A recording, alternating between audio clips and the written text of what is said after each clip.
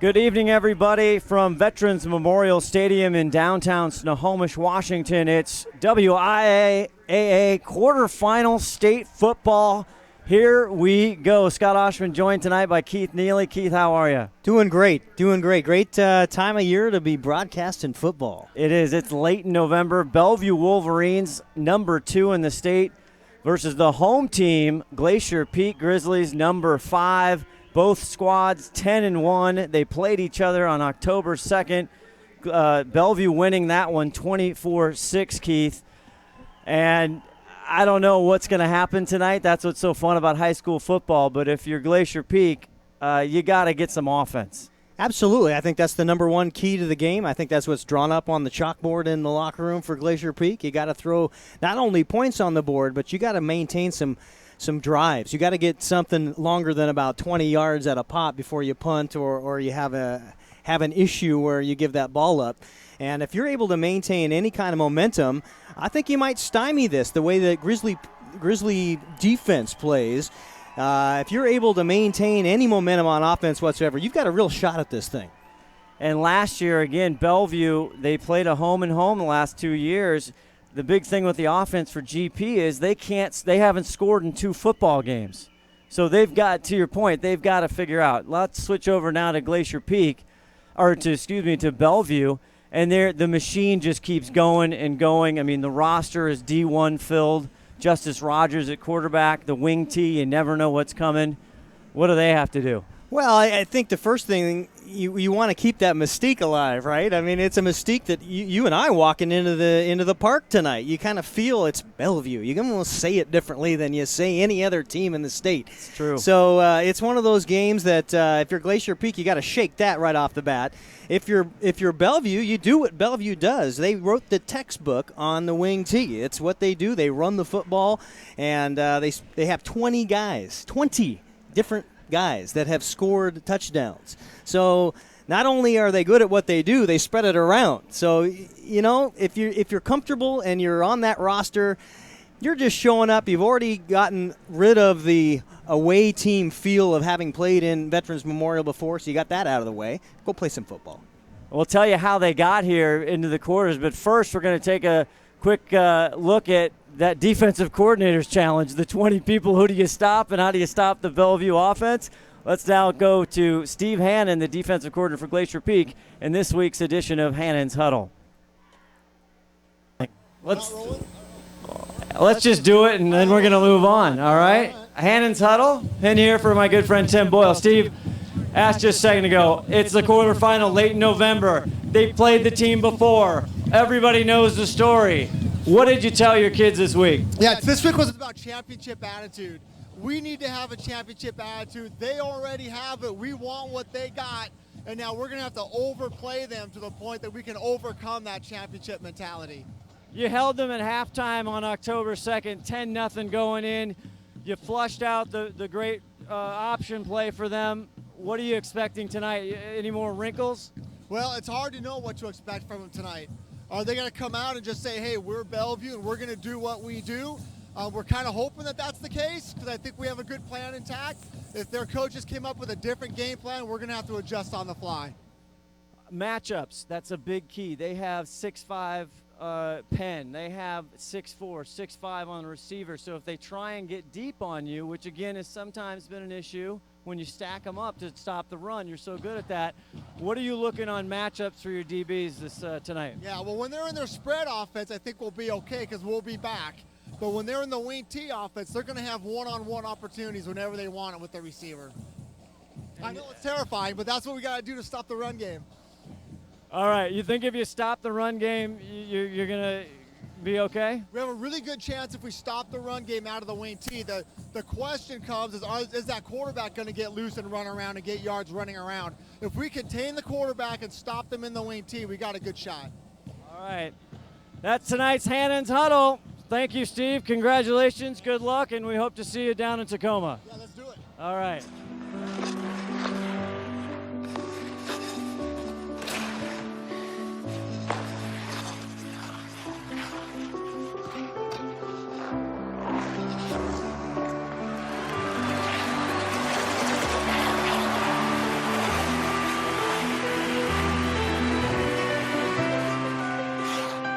Your dreams evolve, and with committed support, they thrive. American Family Insurance.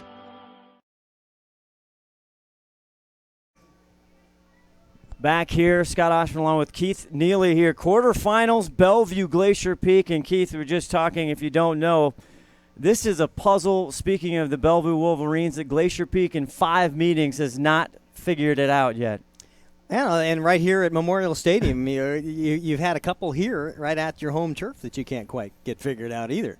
And not many people have. 10-1 again. They have kind of cruised through their districts. As you see the starting lineup, it's Isaiah Gilchrist already committed here to Washington. Then you got big Isaac Garcia, Justice Rogers, WSU commit, number 3.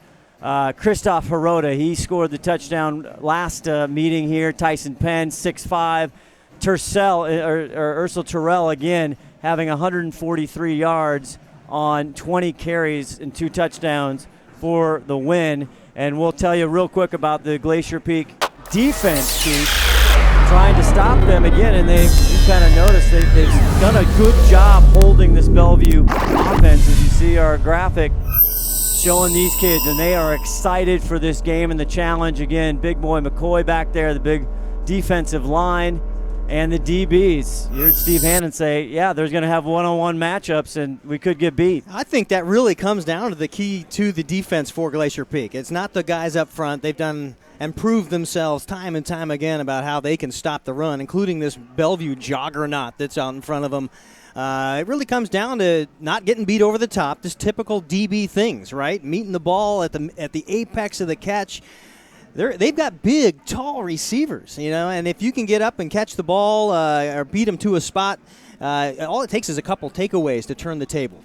And they had GP got a couple turnovers last time. That their only score on a Glacier Peak. Number 21, Justin the Hitman Guffey, gets a scoop and score, and that was the only touchdown defensively for Glacier Peak. Bellevue Wolverines, again, 6-0, 10-1, only their loss to Bishop Gorman. The stat that sticks out to me is 41 points a game. Right? Glacier Peak, 20, what was it? 20. They average about 42 points on offense. Right, and the last time they met, 24 points given up by this defense, and that was all really second half points. Yep.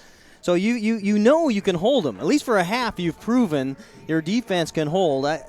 What's your offense going to bring to the table? Yeah, and that's the big one. Again, Bellevue coming in with a 49-15 win over Kennedy Catholic.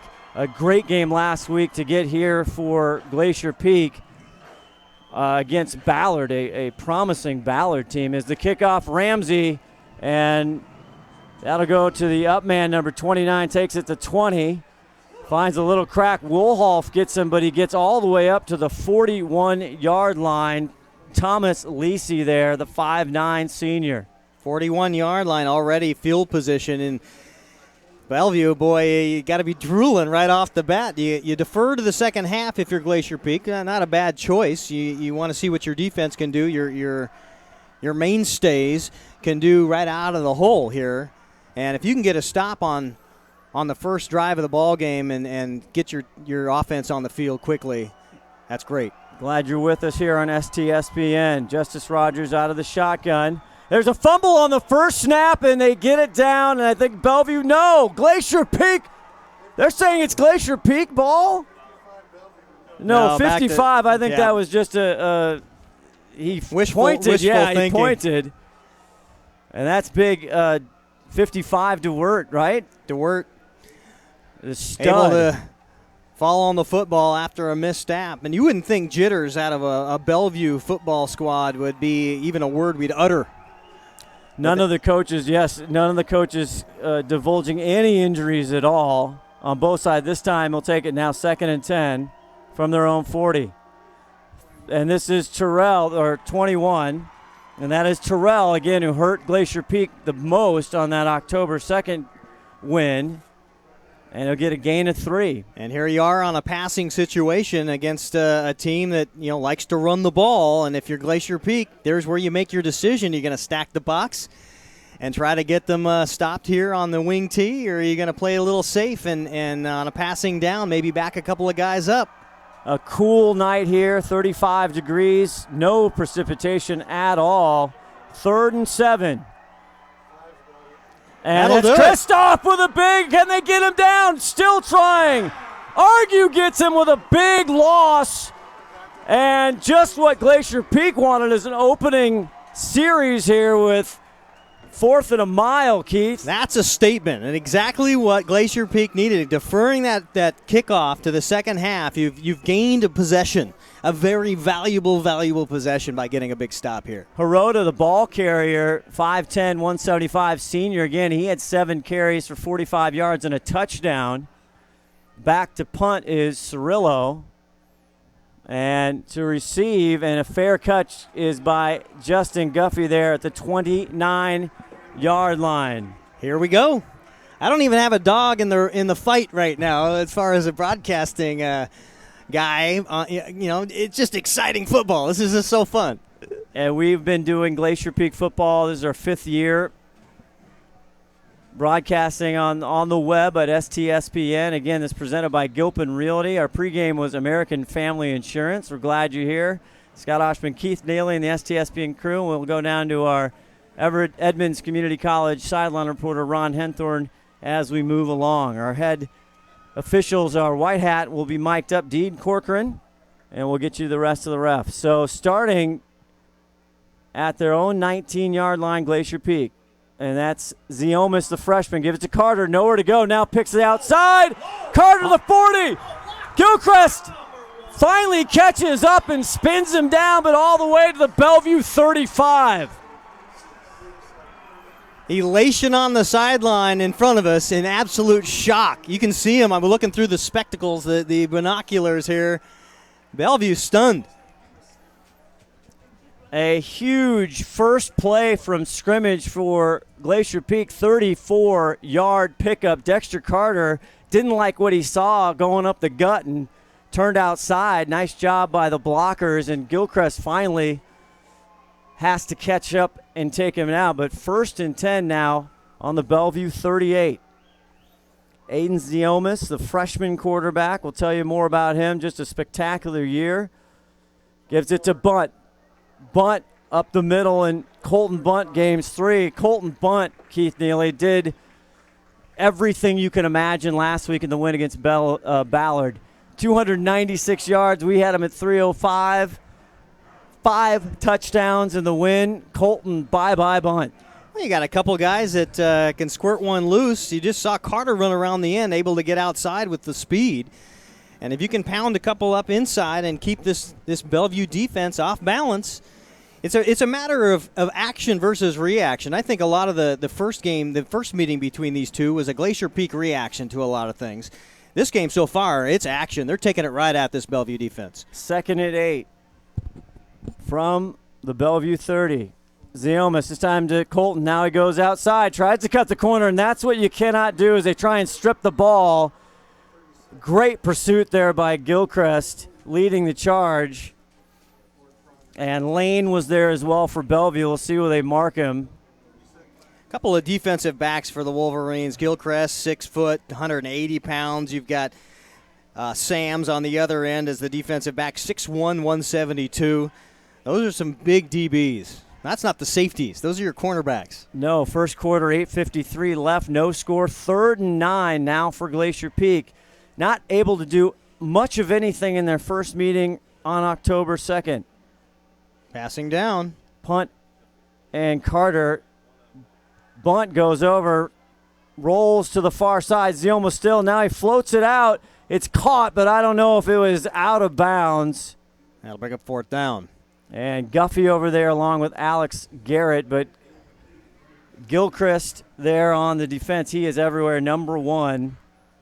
Isaiah Gilchrist along with Miles Carson. Not a bad decision.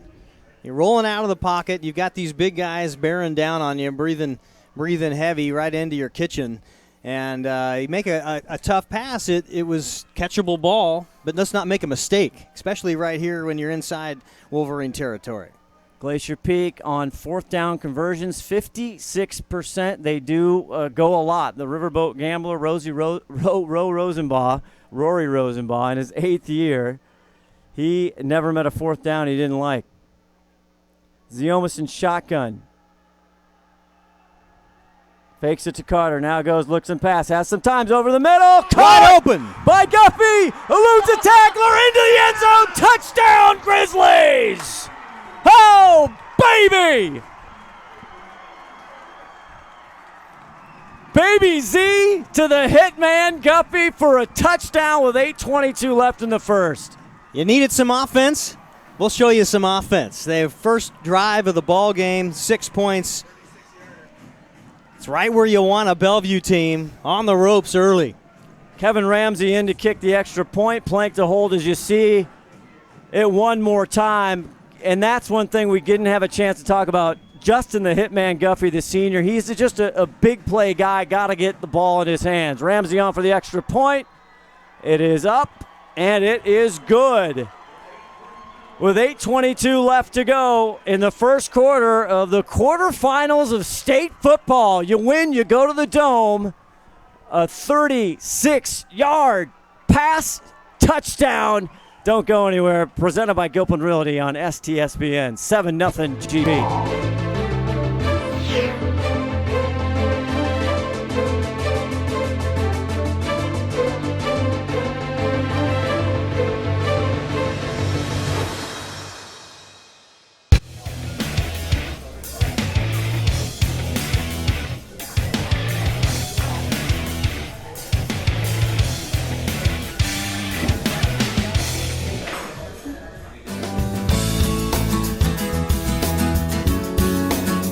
Well, Edmonds Community College offers smaller class sizes and more personal attention from faculty, so you get more focused attention on your learning and your education.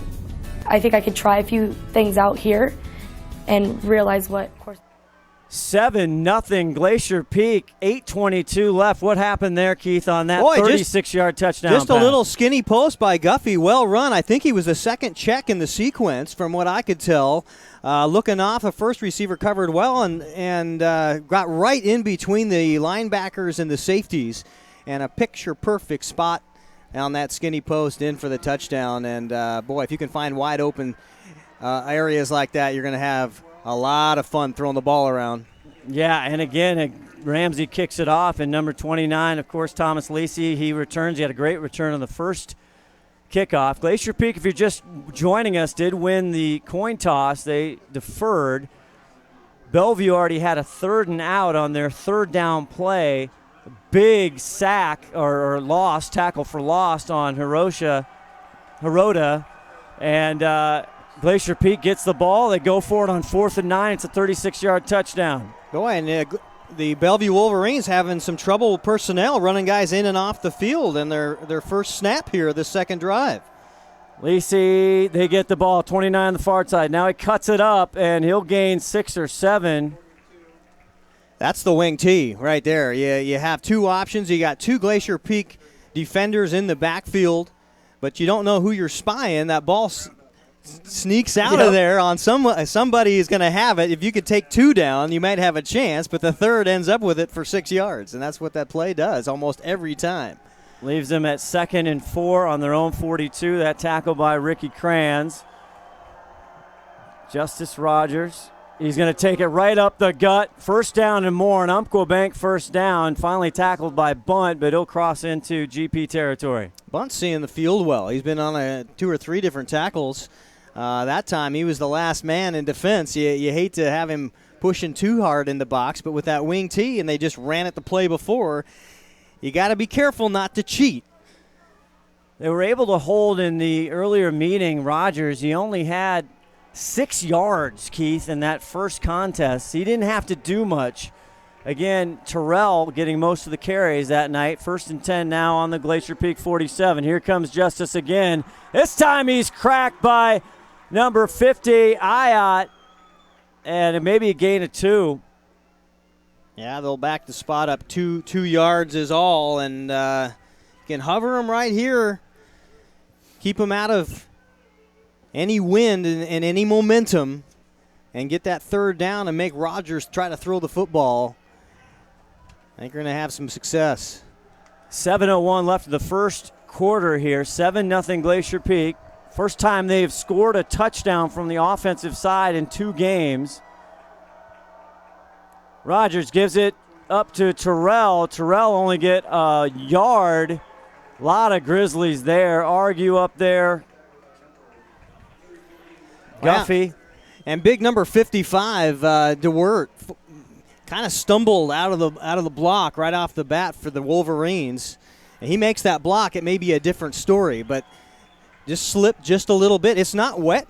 No. Turf isn't wet. It's Dry. cold. It's about 34 degrees 35, or something like 36, something like that. 3rd and 7 here, Keith. 6:17 left in the first quarter. Number 39 tonight on GP is Jacob Elvig. He was in on that tackle. Hirota in motion. Justice fakes it now up the middle. Total green all the way down to the 10-5. Touchdown, Bellevue. Just like that. 47 yards, Justice Rogers. They're seeing something. That's the 3rd time they've run that play in that drive. So Bellevue is definitely seeing something in that Glacier Peak defense that they're wanting to exploit. First 2 times, 4 yards and 2 yards respectively. You got one. 44-yard touchdown run. Justice Rogers has only 2 touchdowns coming into tonight. On for the extra point is Monahan. That's up, and it is good. So 5:56 left. We thought we'd have a defensive battle, Keith Neely. We might have an offensive track meet. Don't go anywhere. Quarterfinals football presented by Gilpin Realty on STSPN. Clogged drain? Other plumbing problems? Call Action Jackson Plumbing for 24-hour service. Owned by a lifetime Edmonds resident and Edmonds Woodway grad, Action Jackson is the drain cleaning specialist. They can unclog most internal drains for only $99 plus tax. Call 425-877-5601 or visit actionjacksonplumbing.com.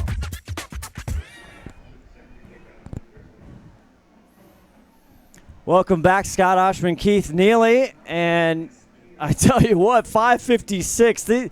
These 2 teams, the last couple of years, it has been hard to score on, and all of a sudden, 7-7. I don't think it's going to keep that pace. I really don't, Scott. I know it's cold and you know a lot of hands and toes and things get cold down there. But boy, you wouldn't think they'd be able to just march down the field at will against one another. These are 2 incredibly good teams. Number 2, number 5 in the state. And Bellevue only giving up 10 a game, 10 points. And Smith comes down. Hirota gets a great tackle. Cuts him down at the 20-yard line. Yeah, I mean, these 2, Glacier Peak only gives up an average of 16 points a game. Bellevue only 10 points a game. So, and all the history shows you this is a defensive battle. But what do we know? That's why they play the games. Well, I think these next 2 drives, you're going to have 2 back-to-back here, is going to show you exactly that. Can you sustain it twice if you're Glacier Peak? And can Glacier Peak stop the offense of the Wolverines on their next drive? So I think 2 very, very important possessions for each team here coming up. Get it off to Carter. This time they get him. They hammer him. That's a tackle for a loss. And that's the first time we'll call big number 2, Isaac Garcia. 6'4", 220-pound senior did not get touched coming through that line of scrimmage, and that'll put a hurt on you. Loss of 3, 2nd and 13 from their own 18. And if you look back on the first game, Glacier Peak losing 24-6, this is where they started many drives, was deep in their own part of the field. Carter to the right. And see if it's it might get a free play. Offsides, but Carter up the middle. He's tackled there. Maybe a gain of 1 or 2. Didn't get back to the original line of scrimmage. Bellevue's running a 4-3 defense. They're saying, bring the ball up the middle. We want you. We want you on the running game. So is it time to air it out if you're Glacier Peak? Well, that's where they had their success. Again, if you're just joining us, a 36-yard touchdown pass from Ziomas to Guffey was the first series for Glacier Peak. 3rd and 12 now from their own 19.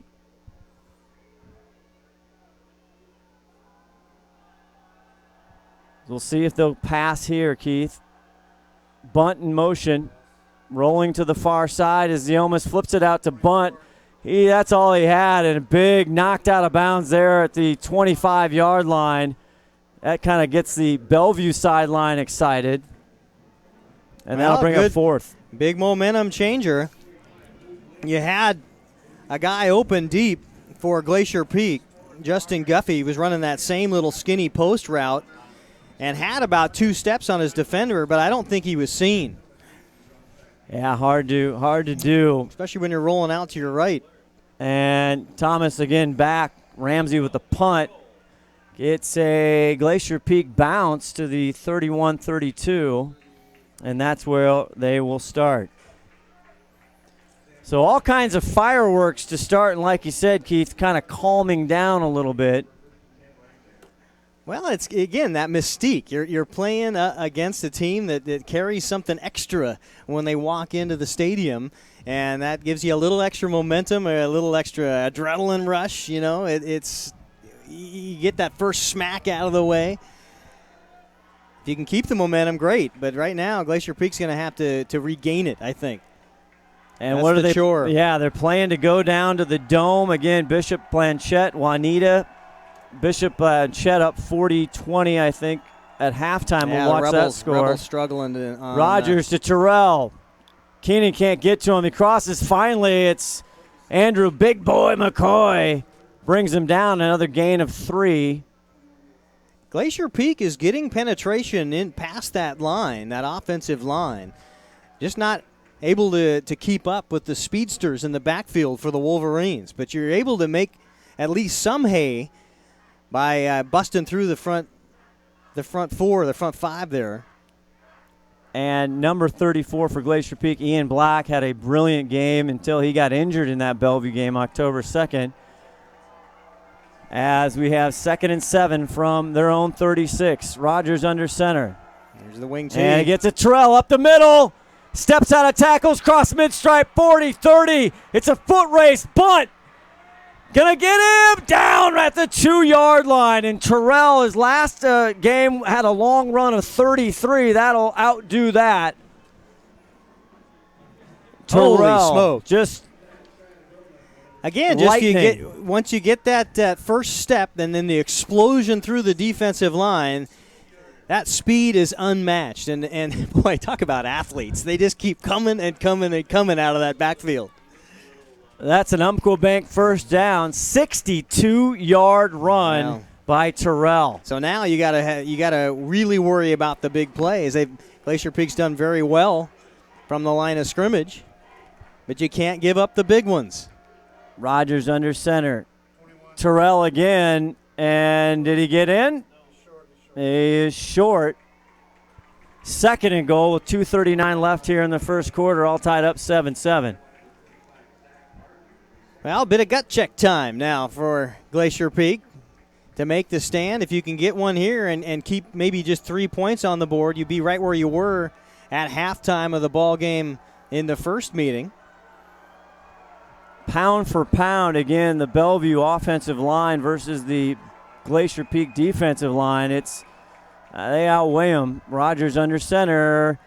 And Terrell, he gets hit behind right as he gets the ball, and it's a loss. Outstanding job. Again, that's that penetration through the line, able to shed a block, slide down the line into a gap, and hit somebody in the backfield. And now you got a real chance to make something special happen if you're Glacier Peak. Get in there and get this last one.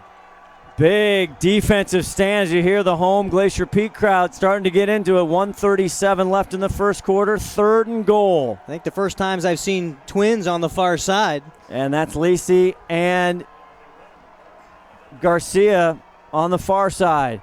Rogers going to take it himself. Touchdown. Barely touched. Or excuse me, that is Justice Rogers for his 2nd touchdown of the night. He only had 2 all season coming into the night, and now after the long run, the 47 yards on that first touchdown, And then just a 1-yard scamper. Boy, just on TDs, he's got averaging 25 plus a game of yardage gained per play.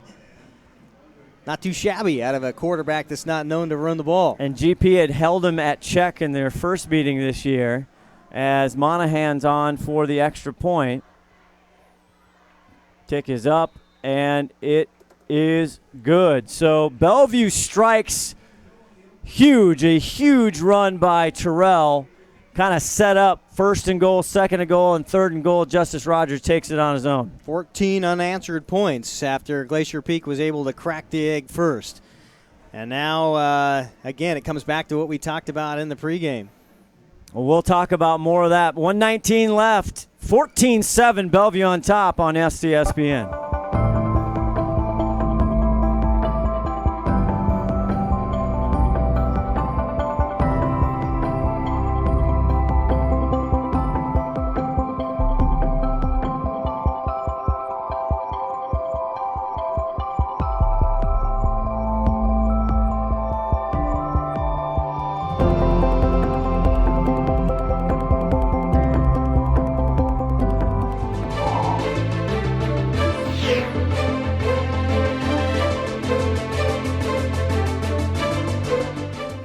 Back here at Veterans Memorial Stadium, 1:19 left in the first quarter. Scott Oshman, Keith Neely, and Ron Henthorn. 14-7. Bellevue showing their will on that last drive, Keith. Yeah, and Justin Guffey down on the sidelines looked like he's ailing just a little bit. It came off the field and grabbed his headgear. We thought maybe it was just an equipment problem. Smith tries to get the corner. Almost caught it. And he'll get out of bounds around the 26-7-yard line. Anyway, back to Govey. Came out after that long run by Rogers with that first touchdown, grabbing his helmet. We thought maybe he was just had some problem with his headgear, and since then has come off limping. So I don't know if it was the same play that he was shaken up on, but you certainly can't afford to have a guy like that on the sideline for very long. Justin the Hitman Guffey, one of the key cogs with that touchdown. He's just too important on both sides of the ball. 1st and 10 from their own 26. And they go up the left side. Nothing much there for number 24, Colton Bunt. 2 plays from the line of scrimmage to start the very first drive. We were able to get Carter outside for 43 yards, and then Blunt, the very next play, was able to scamper right up the middle for 5, and it set the stage for that first drive. And I think Bellevue may have settled in just a little bit. And you've had such success at throwing the football. We've only seen, 3 pass plays so far in the ballgame for Glacier Peak. Aiden Ziomas, he comes into tonight. Let me tell you, he can throw the ball. 13 touchdowns as Bunt on the right, and he gets stuck hard there by Ellington. Ellington, great open field tackle. If he gets past Ellington, it's a first down, without a question. But that's just great fundamental football to set, not be juked out of a position and just wait for the ball carrier to come to you. Got down, got low, and made a great open field tackle, no doubt about it. And it looks like there's going to be a time out. No, that is the quarter. It gets down to the quarter. 14-7, 3rd down and 7. We will step away. You're watching quarterfinals WIIA high school football on STSPN.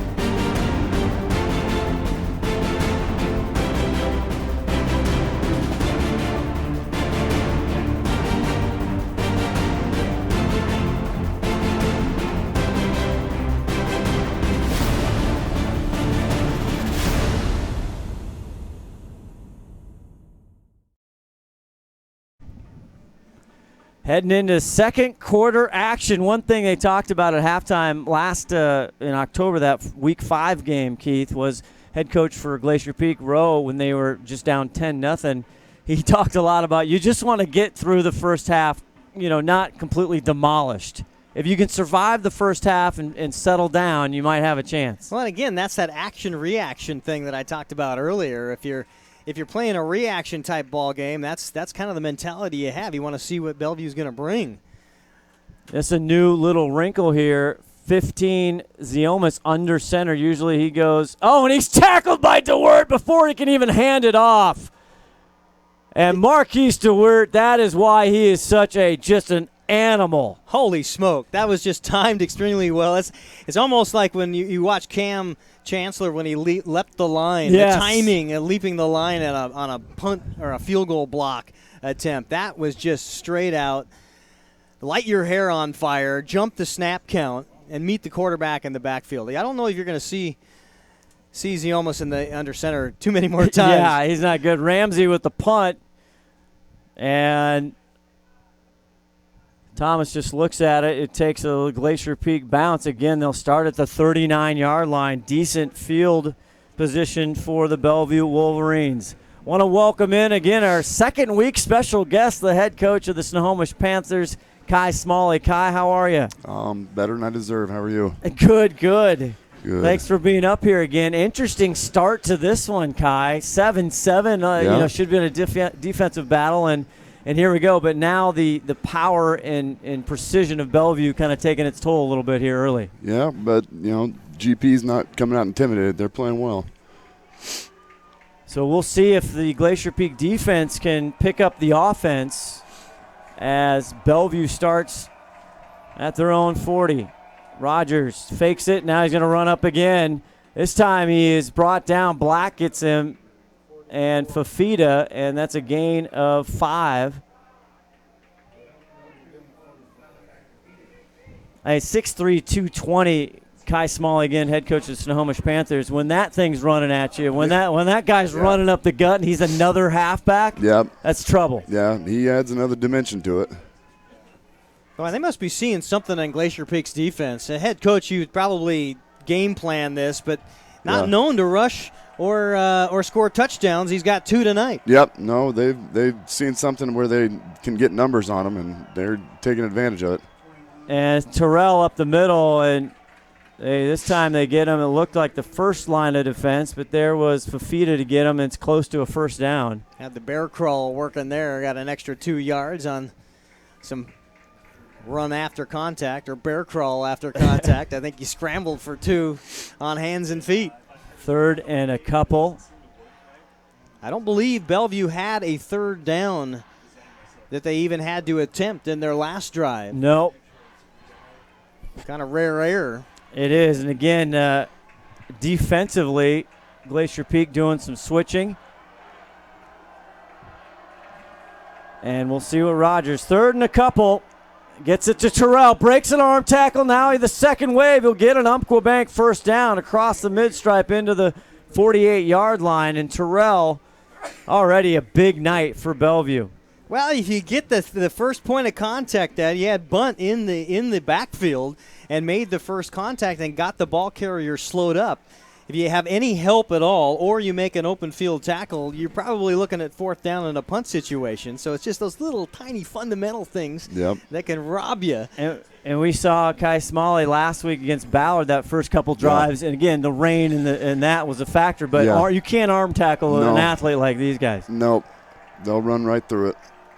1st and 10. Justice takes it on, runs over a GP defender. That's bunt, but he'll get up to around the 41-yard line. Had him in the backfield, but Van Ness stood him right up. They were staring eye to eye. It was like prize fighters for about half a second there. And then everybody just stopped. And this is classic, right? I don't know, in your past coaching a long time, the wing tee. This is what Bellevue do. They kind of hit you, and then the big play. Yep. Yeah, and they do a good job of breaking the huddle and getting up there quickly and making you adjust to their formations. Well, you take the 2 big plays out of this ball game, just the 2. And it's 7-7 probably. This is Hirota getting the first try on the right side. Now brings it up for another Umpqua Bank first down. He'll cross inside the 35. Crans with the tackle there, but Hirota, again, they just have so many guys. You talked to the open, 20 different guys that scored touchdowns. 20.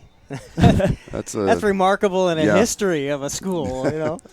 There were 5 seasons, let alone 1. And now you're just seeing classic Bellevue wing tee football. Just run the ball. And that's what they've done the last 4 plays. Butch Goncharov in his 15th year. Again, he's been to the quarters. This is nothing new for Bellevue.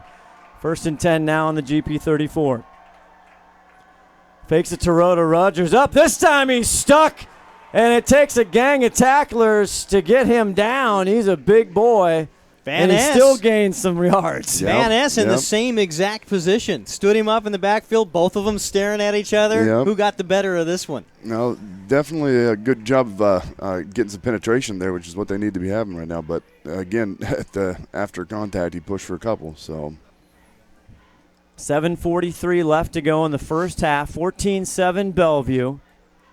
Big key on Glacier Peak. You know, this time of year, everybody's banged up, but injuries are just so critical. We saw that last year, the great Antoine Patton going out for Ballard Beavers, and that was a big difference for Glacier Peak in the win.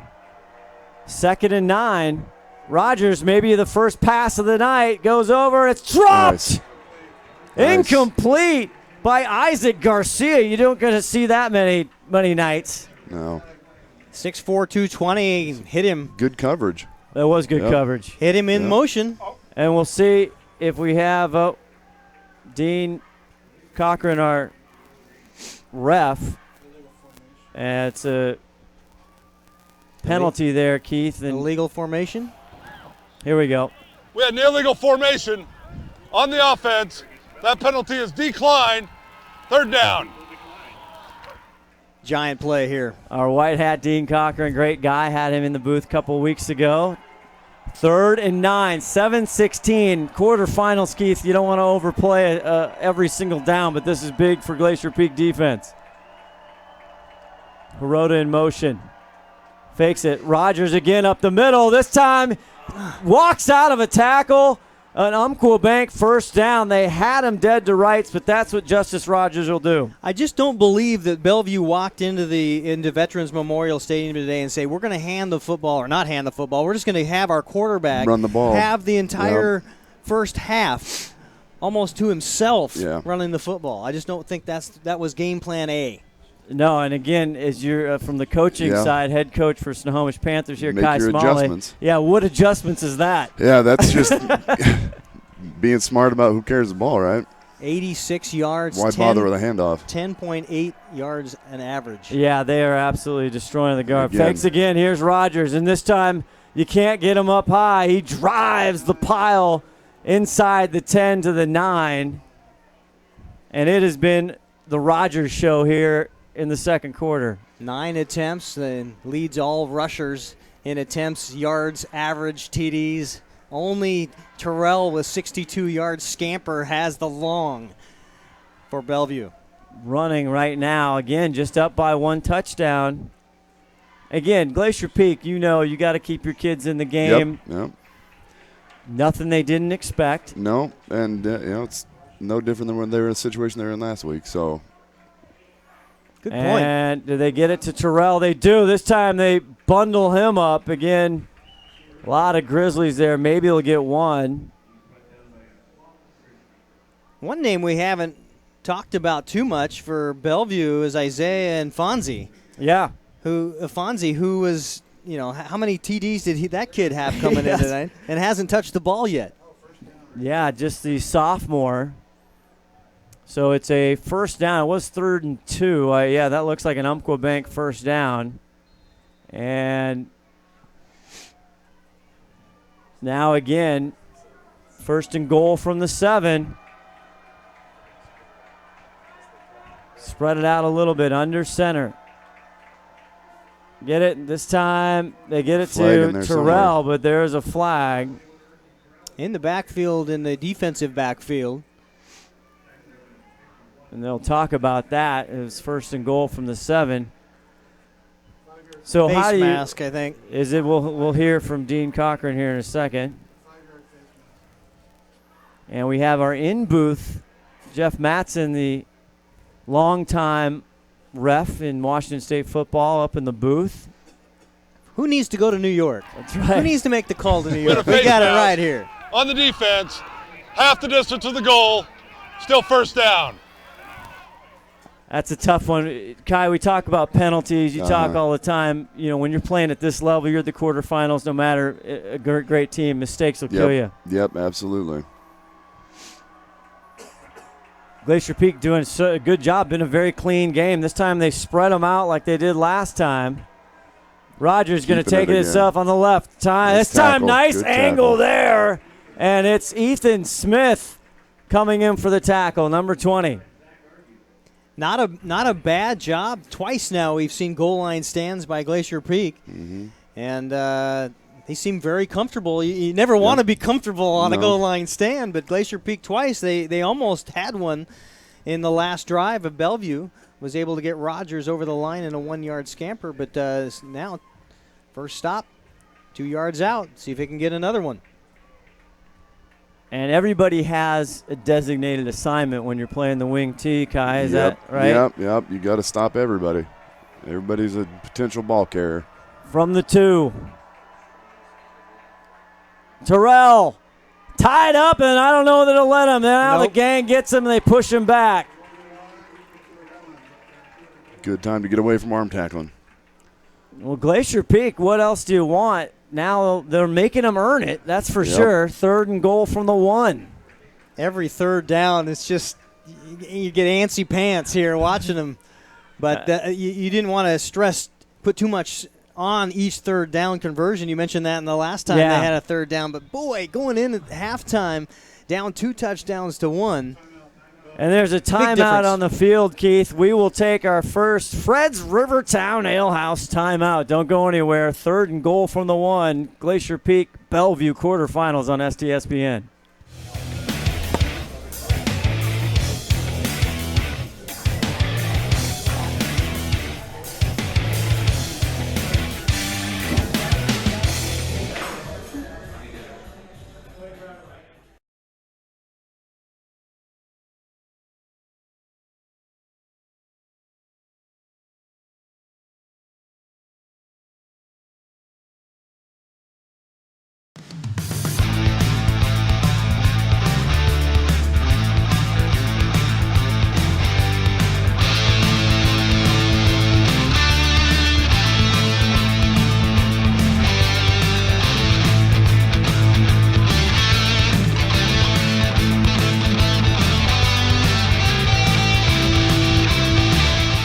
Back here, 3:46 left in the second quarter of quarterfinals football, trying to get down to Tacoma Dome. Scott Oshman, Keith Neely, Ron Henthorn, our special guest here, head coach for the Snohomish Panthers. Again, Coach, congratulations, Kai Smalley, on a great year. Thank you.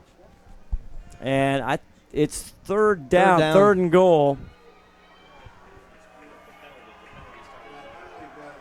The penalty kind of changed it up. Terrell. And it's a keeper. It's in. 3rd. Touchdown, Bellevue. I was going to say 3rd and goal. You got a 6'3", 220 Probably quarterback. Just let him lean in, huh? Let him, the old QB sneak. Nobody does the QB sneak anymore.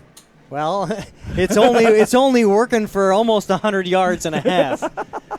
That's true. You may see a little bit more of it in the second. Excellent point. That's why you're our expert analyst. Yeah, that takes a lot of expertise. It does. Thomas Monahan on for the extra point, and that is up, and it is good. And Bellevue kind of shows their muscle here in the second, up 21-7. A little bit of a run game going. 26 attempts for Bellevue. Only 1 pass attempt that fell incomplete. So 26-1. That's a heck of a ratio. And how many yards on the ground? Only 185.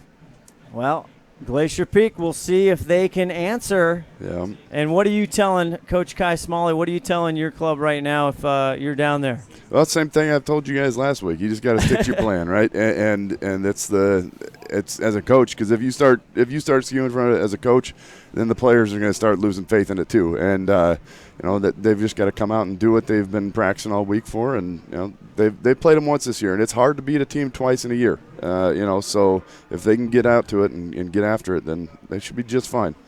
I mean, this is it's a good football team, and you got to be able to take your lumps sometimes.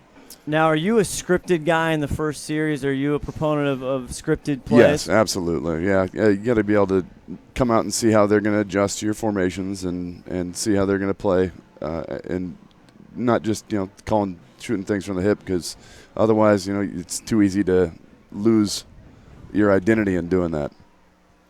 Carter and Smith back. Smith takes it at the 4. Tries to get to the near side, cuts up across the 25 to the 26, and excited. Both teams look Bellevue up. Team. You still have everyone's up. Glacier Peak, there's nobody down on the backside of this of the sideline. Everyone's still giving high fives and feeling good. Yeah, absolutely. If you're a Glacier Peak fan, you're down 19-0 before you blinked, and you came back and won the game. So nothing to get that too rattled about here with 3:31 left in the first half. I think the biggest surprise for me is the Glacier Peak defense giving up that much yardage and that many points in the first half.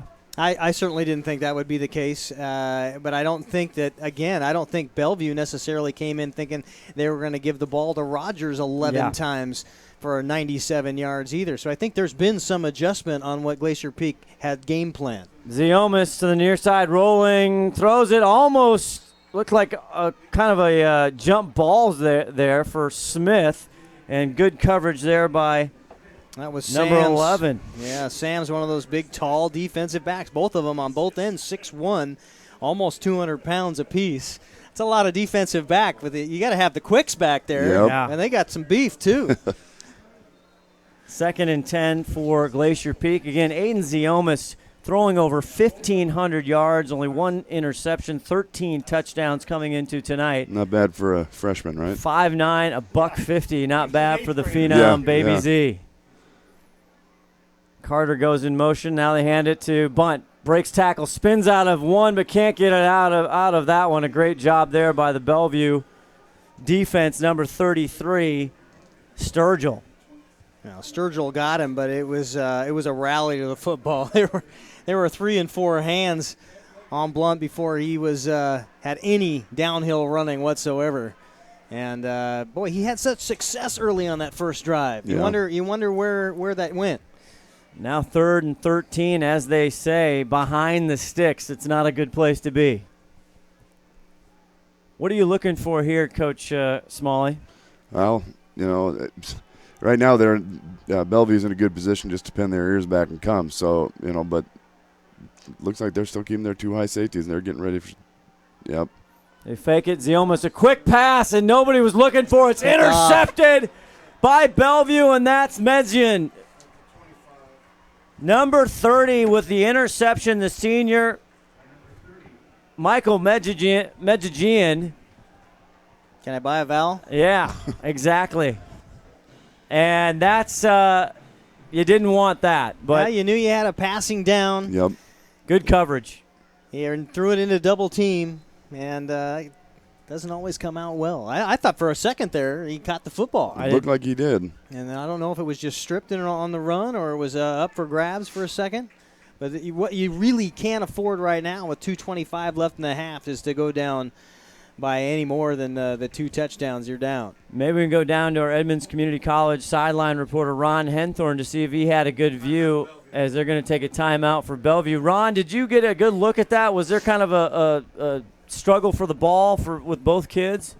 Well, actually, I got a pretty good look at the pass from the angle I was sitting at down here, Scott. He was a timing pass. He threw the pass before he actually turned around to catch the ball, so he actually didn't quite get a good eye for it. So the ball never actually touched the ground, so that's why it was an interception. Thank you, Ron. Great stuff. We will take a quick timeout. You're watching quarterfinal WIAA football here, STSPN, presented by Gilpin Realty. Don't go away.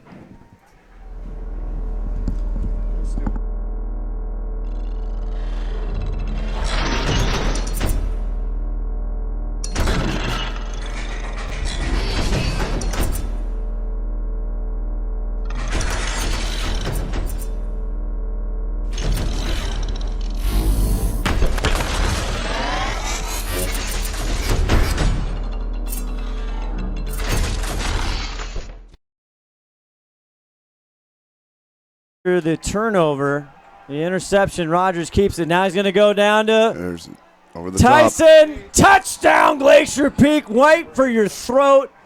The big fella, Tyson. Tyson Penn, only 6'5", 195 pounds. That's a big target. That's a big target. He really didn't even have to target him because he had 4 steps on anybody. Yeah. I think he's still committed to go to Oregon State, is Tyson Penn. Again, didn't have a big game earlier in week 5, only 3 catches for 29 yards. Actually was banged up going into halftime, but now Bellevue 27 and Monahan on for the extra point. It's up. He punches that through 28-7, 219. If you're a Glacier Peak fan, that was an unfortunate turnover right there. Yep.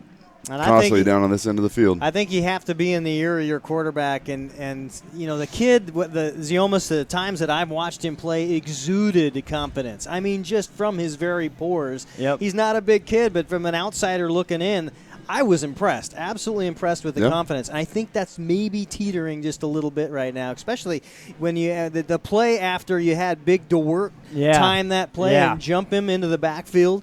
I think that might have rattled the cage just a little bit. What are you talking to a young quarterback about? Well, I mean, just sticking to his fundamentals and all the things that have gotten him here. I mean, he's a good quarterback. He's got good timing. And we heard from the sideline that that ball was thrown before the break happened. A lot of times, that's what you want the quarterback to do, right? So when the receiver turns around, ball's there to him in the hands. But unfortunately, when you play a disciplined defense like this, those little things have to be timed perfectly. So, you got to keep positive with him right now, especially a young kid like that. I mean, he's done, like you said, he's got a lot of confidence. He can't get shaky now. He's got because it's still a lot of ball game left. That the voice of the head coach for the Snohomish Panthers, Kai Smalley, up here in Wesco 4A, as Monahan kicks it off, and we'll see if Carter takes it from his 2. See if Dexter Lookout Carter can get anything going. He gets it back up to at least the 20-yard line, and that's for Glacier Peak. They need their big players to come out and have big plays right now. Dexter Carter, Colton Bunt. We'll see if Justin Guffey gets back in the mix, but you got to have your big seniors and your big-time players make big plays in a quarterfinal game. Yeah. Well, we've seen big plays out of Bellevue. One big play. Let's just get one Glacier Peak big play, get that momentum back, get a little something to chew on heading into the tunnel at the half. Bunt and Carter in the backfield. Again, Ian Black, the senior, is spending most of his time on the defensive side. Again, just a brilliant defensive player, also a great running back. But 1st and 10 for the Tronies. Ziomas, not a lot of time to think about the last interception. He gets it off to Carter, but Gilchrist is in there, and Garcia, Isaac Garcia, boy, he knew what was happening before it happened. Garcia. They're getting in the backfield quick. Garcia looked like he might have brushed a hand across the face mask too, but no flag. And give him a loss of 1, so 2nd and 11 here. And since the opening drive, a great 37-yard touchdown pass to Justin Guffey, Bellevue has stymied Glacier Peak in every drive, starting deep in their end of the field. Alex Garrett out there. Ziomas looking over to the coaches. And this is something that drives us nuts, Guy, as far as, come on, let's get the play in. Yeah. Make sure you got the right one, though, right? That's true. Ziomas gets it to Carter. Now going on the far side. See if he can make something happen. Dexter Carter picks up 4 or 5 to the 25-yard line. Not bad on a 2nd and long. You got to get something. Let's just get something positive. If it's 2, fine. If it's 3, fine. But let's get positive yardage because they've been more often than you've said behind the sticks on a lot of 3rd downs. So at least a little different look now at 3rd and 5. 3 timeouts left for the home team, Glacier Peak. The clock now a factor with 52 seconds left to go in this first half. Interesting. I'm watching Glacier Peak. All the linemen have the plays on the wristbands. Makes it a lot easier to get that play in quickly. Yeah. Ziomas, 3rd and 5. 37 seconds left now in the first half. Low snap. That was a problem before, and Ziomas just has to fall on it. And that has been a major, major issue for Glacier Peak at times this year, Kai Smalley. Yeah. That'll kill a drive. especially when you get a manageable third down like that. And Bellevue taking their final timeout. They want more on the board. They want 21 this thing. seconds. They want this thing over in the first half. They can get the ball back within reason, get 2 or 3 plays off, and we've seen the big plays they've been able to put up in this ball game tonight. You put one more score on the board, it's tough. That's a tough one. Let's take a Fred's Rivertown Alehouse timeout.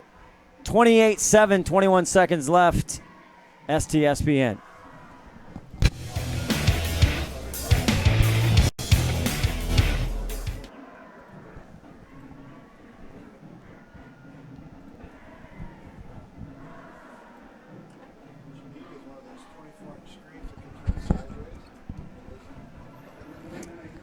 Kai Smalley up here with our second quarter action. Again, head coach for Glacier Peak, Roy Rosenbaugh, saying we got to, they're not superstitious or anything. No, he says, hey, that's one of the things we're not. It worked last week.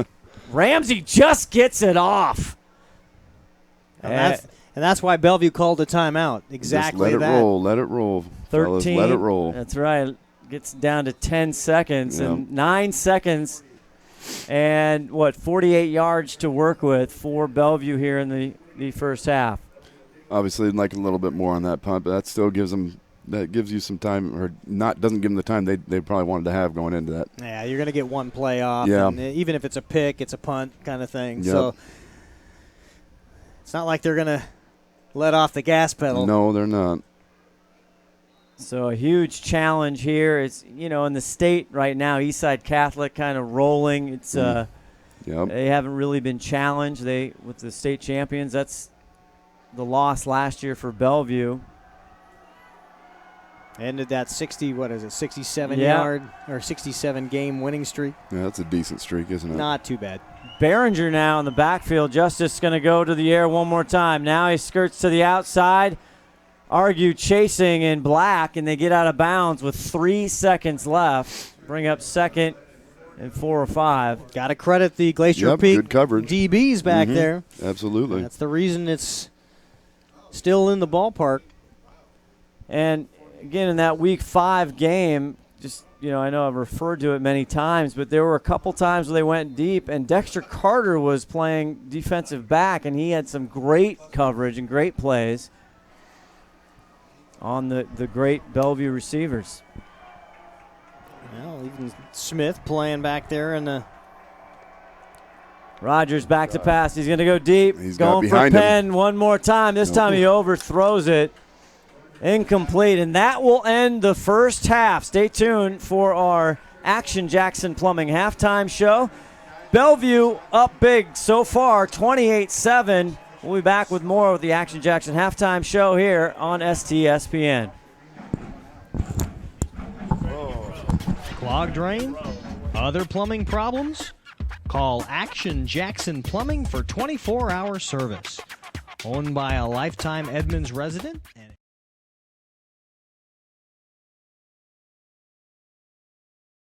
Ron Henthorn. Ron Henthorn down there with Coach Rowe. Coach, great start for the game, and then kind of settled down. What happened out there? Well, they made some great adjustments on their offense against our defense and what we're doing. I mean, they're just running that big quarterback, and he's a load. I think we'll hopefully get that fixed at halftime. We got some ideas. We got to get some stuff going on offense. So sustain some drives and help our defense out a little bit. Always a story. We'll see if we can get it done in the second half. Looked like a little slow getting some of the plays in there. You going to fix that too? No, that's what we're trying to do. We're trying to keep us. I don't need to fix any of that at all. Okay, Coach. Good luck the second half. You can do it. Yeah. All right, back to you guys. Coach, you're going to do it. Thank you, Ronnie. We will step away for a minute. 28-7, Action Jackson Plumbing halftime show coming up. All Bellevue 28-7 here on STSPN. Clogged drain? Other plumbing problems? Call Action Jackson Plumbing for 24-hour service. Owned by a lifetime Edmonds resident and Edmonds Woodway grad, Action Jackson is the drain cleaning specialist. They can unclog most internal drains for only $99 plus tax. Call 425-877-5601 or visit actionjacksonplumbing.com.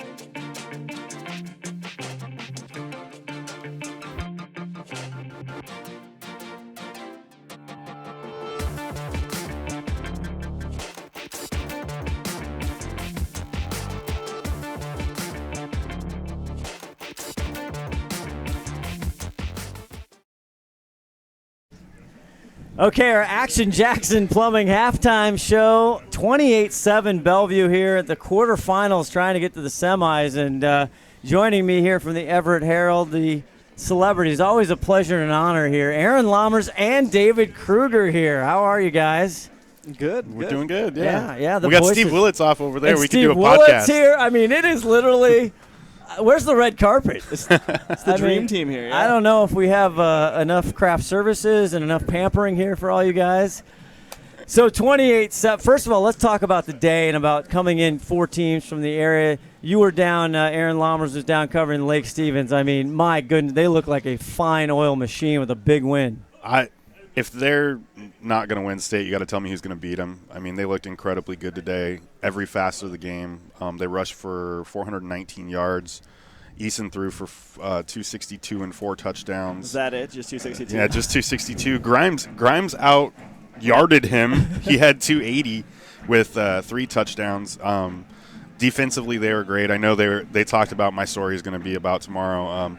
They got a little fired up because they read an article in the Tacoma News-Tribune about how Graham Kapowson has the best offensive line in the state. They didn't like that very much, and they set out to prove today that they have the best offensive line in the state, and they did a pretty good job of proving it. Actually, your article's up now. I just saw it. Oh, is it up already? Yeah. You guys do that all the time, right? There's battles, a little bulletin board from the Herald and the Tribune down there. I mean, it's all the time. It's just nonstop. It was kind of funny. I was sitting next to the guy that wrote the story for Tacoma, and he's like, I need to go apologize to Graham Kapowson.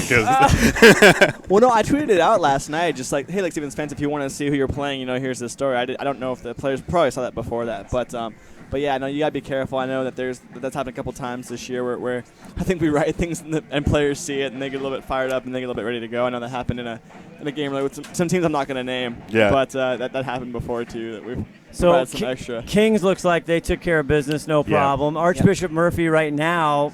Last score you saw was 6-0. 6-0 at the end of one, which is actually kind of surprising. The team they're playing, North Kitsap, had beaten Black Hills, who they beat handily last week. So the fact that they're in kind of a tight game right now, but I think we both still expect Archbishop Murphy to pull away and get to the semifinals next week. I agree, and it's awesome for Kings to get the win, 35-7 over Hoquiam. They've been in the state quarterfinals 7 years in a row now, never won. Finally, the 7th time was a charm for the Knights. They get to go to the Tacoma Dome next week. Big win for Jim Shapiro in that program, and it's cool to see after so many tries them getting that breakthrough win for them. Yeah, and let's talk about breakthroughs and talk about not able to crack the code here. Glacier Peak down big, 28-7. Started the game. I mean, it looked like they cracked the code, right? It did. Little baby Z with 37-yard pass to Guffey, and then David, what happened? I don't know. I just Bellevue realized they're Bellevue and does what Bellevue does, and they've had 28 unanswered points. The defense for Glacier Peak is kind of having a hard time with Bellevue. And the thing that gets overlooked for Bellevue too is their defense. I mean, after that, except for that one kind of breakdown there on that pass. Glacier Peak hasn't gotten much done. They had that 34-yard run by Dexter Carter in the first play.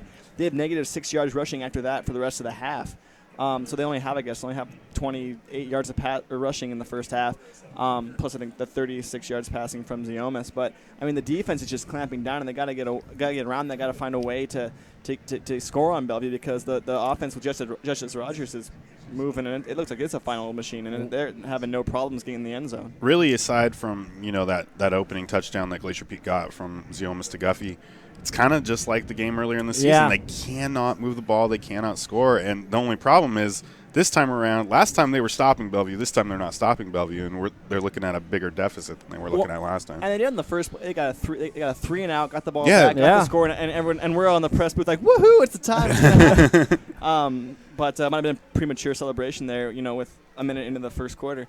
Well, that's the thing about playing Bellevue is that you gotta do it and keep doing it for however 40 minutes or however long the game is. I don't know, 48 minutes. 4 quarters. Yeah. Lammers let us watch it's been a long day. That Week 5 game, again, Rory came out of halftime saying for Glacier Peak head coach, hey, 10-0 at that time. He's like, hey, we just got to survive the first half. this one got away. Ziomas he threw one pick this year. He threw the ball on a timing route. Guy made a great play on him. Yeah, put him in a tough situation. They went right to Penn immediately. 28-7 here at half. Again, David Kruger, Aaron Lammers, Everett Harold. David, you had more. Did you have some strategy, some coaching you were gonna just give? that like you said, that pass from Ziomas, not a bad pass. I mean, kind of right. It was like I said, it was a time pass. The receiver was just turning around, and then kind of bobbed the ball, and Bellevue came up with it. I don't really put that one on him. I didn't know that he only had 2 all year now. But yeah, Glacier Peak's coming back out now. They get the ball shot the second half. I don't think it's a must. I think it's a must score. It's almost a must score. I mean, there's still a lot of time left, but you got to get some momentum. You got to cut that lead, or else if Bellevue gets another one, they're gonna just. I mean, they took 7.5 minutes on that one scoring drive too. I mean, they're just eating up the clock, which you don't think about in the second quarter, but that could come back and be a factor late in the game too. Yeah, I mean, really, the truth is, for Glacier Peak at this point, you're teetering on this game becoming a blowout. Right. And if you don't score right away and get a stop right away, it's going to go that way. Because Bellevue's not. I mean, they got 28 now. I guarantee you they're going to have more than 28 at the end of the game. All right. Well, that's the words. Aaron Lammers, David Krug, you hear them, you see them, you read them. You do everything with these guys. You guys have had unbelievable coverage all year long. Nobody does prep sports like the Everett Herald. And you guys are a big key to that cog, and we thank you for coming in here on STSPN and hanging out with KRKO is just the partnership. We talk about all that and going into basketball. Yeah, and KRKO is saying how much they love the referee mic. Isn't that great? They keep talking about the STSPN guys got the referee mic'd up, and so they're giving you guys a lot of love down there too. And they Tall Thomas just giddy over there is like, whee, it's illegal motion, and we know exactly what's happening. So it is fun, and you guys do a great job too, and you guys are super nice to us and super helpful. So we have a blast. It's a great partnership, and we're going to go inside the gym for a lot more winter sports and be inside. Absolutely. So looking forward to that. We're going to go down to Ron Henthorn, hopefully, with our Coach Hannon here, the defensive coordinator, which is rare. We got to say, hey, what do you got to figure out? So thank you guys, Aaron Lammers, David Kruger, the Everett Herald. We'll continue here. We'll go back. It's 28-7. The Action Jackson Plumbing halftime show rolls on here on STSPN.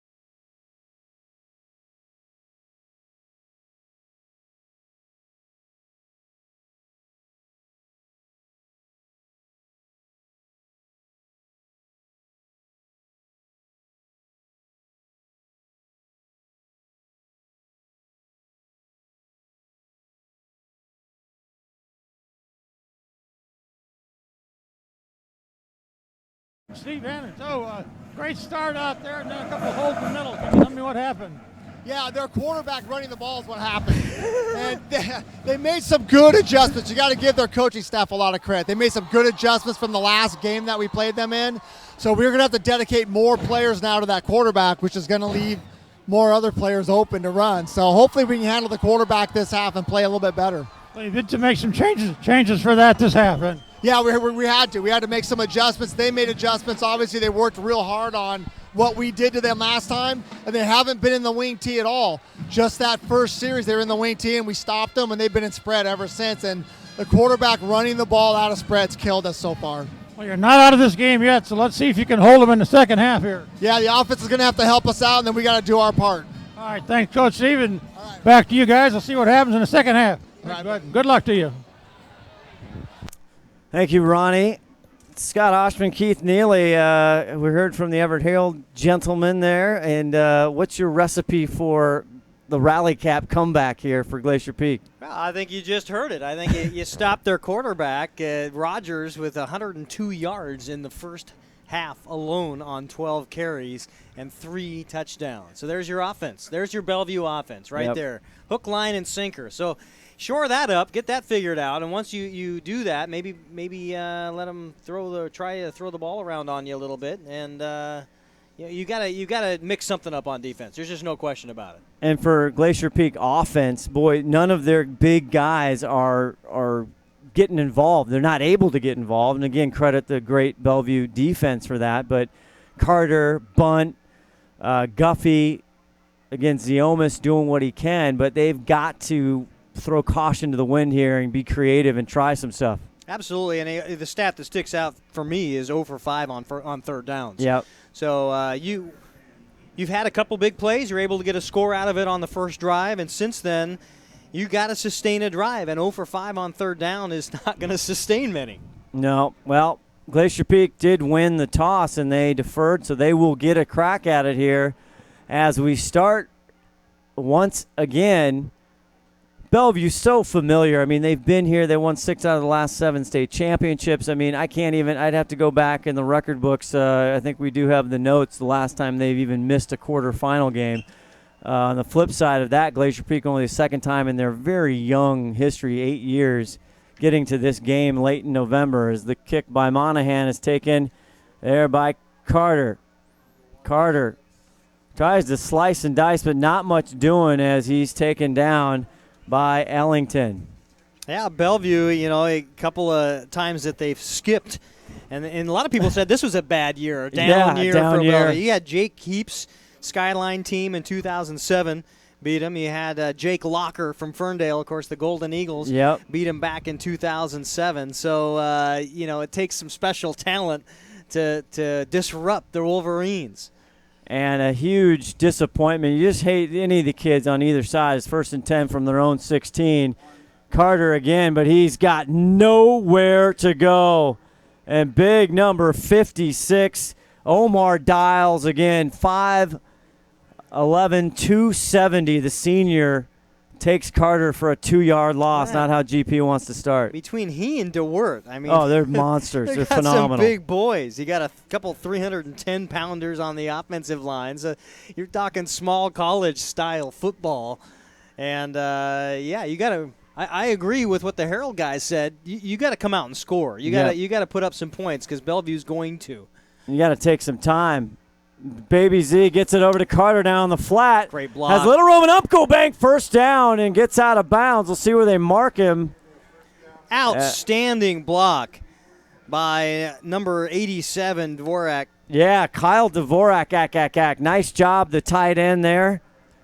And that's the key to that first down. So now you're looking at 1 for 6 on third down.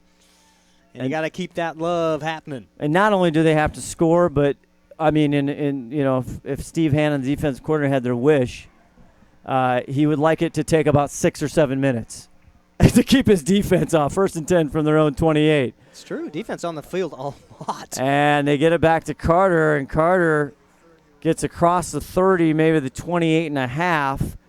And Dexter Carter has just had a spectacular senior season. He really turned the corner coming out of last year, now just literally running over people.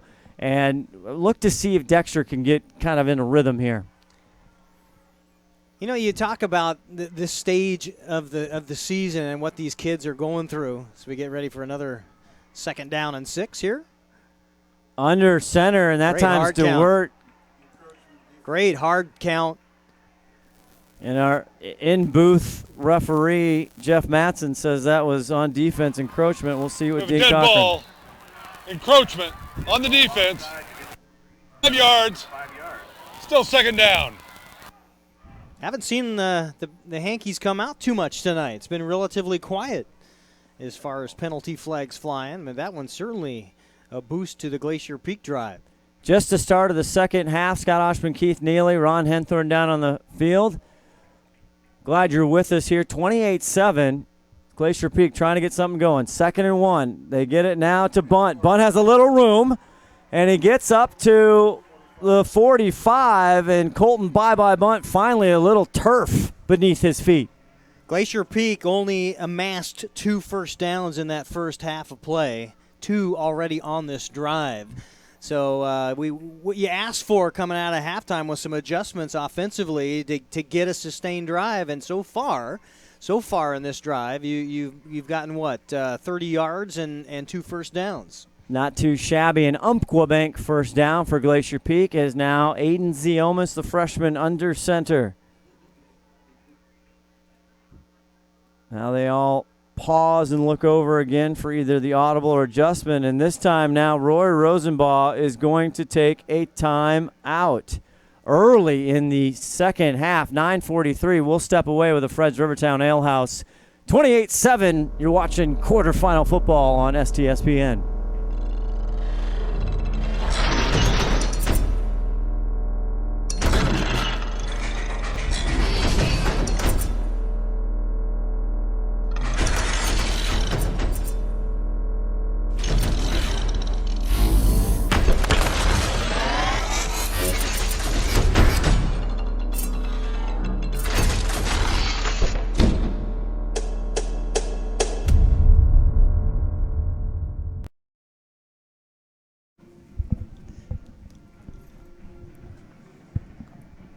Oh, it's been a heck of a season here on the Snohomish Times Sports Network. Keith Neely, Scott Oshman here. Keith, you saw some groovy graphics, man, by Todd Elvig, the 5-tool player. 5-tool? He may be 6 now. That may have been the 6th tool. I'm not we sure. only give him a half at a time. If he is that adds how that is? Yeah. Okay. But look to STSPN, everything on STSPN.com. Also our YouTube channel, everything archived, hundreds and hundreds of video. And also be looking forward. Our great prep coverage continues inside the gym for basketball. 1st and 10. This time Carter gets a seal on the near side, and he picks up a nice 5 yards. Again, something we didn't see early in the first half. It's a sustained drive here. Easy for me to say. Well, already rushing 36 yards on the drive. And instead of, again, being behind the sticks, 2nd and 13, 3rd and 14 in the first half, Glacier Peak in much better down and distance, 2nd and 4 here as they're just inside Wolverine territory. Ziomas under center once again. This time he gives it to Carter on the right side. No, that's not Carter. That was Ian Black. The senior Ian Black, the B train in there. Again, earlier in the year and last year, Keith, he ran the ball quite a bit, was a big part of their offense. He has been spectacular on both sides. He's now kind of a defensive specialist on the linebacking crew. Had a tremendous game in October against Bellevue, then got injured there in the 3rd quarter. But 3rd and 4 for Glacier Peak. This time he fake it. Carter trying to get the edge. And he cannot beat the speed of Bellevue, and he'll get a loss, and that's going to set up a 4th down and long. Omar Dials, 5'11", 270 pounds, and he came down that line. He beat the DB to the outside to make the tackle, and that is explosiveness out of an offensive or a defensive lineman to get down that far that fast. Isaiah Gilchrist, who should have beat him, was just even behind there. So just crazy. So that drive stalls now, and Monahan punts it and takes a GP roll 2-yard down line. to the 2-yard line. Kicker Kev putting a good one on. That was not a hang-your-head drive by any stretch of the imagination by Glacier Peak. You came out the very beginning of the football game and may have peaked, or at least what we saw in the first half was definitely a peak. Yep. But if you can play at least error-free football, you've got a chance here in the second half. And I think even though you had a stalled drive, it at least gave you some thought that maybe we're still in that. And you got to build on the hope that you can get out of anything at this point. If you're Glacier Peak, and also field position, important here as they set them up. Go back to the spread. And Guffey back on defense for Glacier Peak. Justice Rogers now sits in his end zone, gets a pass over. It's caught by Hirota at the 25, still on his feet, finally taken down at the 37-yard line by Kranz. A huge first down play deep in their own zone for Rogers to Hirota. Garcia was also open. He had 2 targets that were wide open in coverage, and we talked about how well Glacier Peak defensive backs were covering in that first half. A little bit of a slip there. 35-yard pass completion. Now they got room to breathe. 1st and 10 now from their own 38. Rogers gives it off now. The first time carry there for Isaiah Ifanzi. We talked about that. The youngster, Fonzie with 6 TDs on the season, and so far is not yet to carry the football up until that point. The sophomore. If you're at Bellevue and you're a sophomore and you're playing, you got to be special because sophomores don't play. Well, you look up and down the roster on this Wolverine roster sheet, and there's a lot of 10s that stick out. Yep. And I don't know how many of them are getting quality minutes, but that's not normal, or what I would think would be normal. And here's Afonso one more time. 2nd and 6 up the gut. He'll get close to a first down as we enter the 6:35 mark of this third quarter. 28-7 Bellevue. Another third down for Bellevue. Went 4 for 6 in the first half, something they did very well. Only the very first drive was a 3-and-out.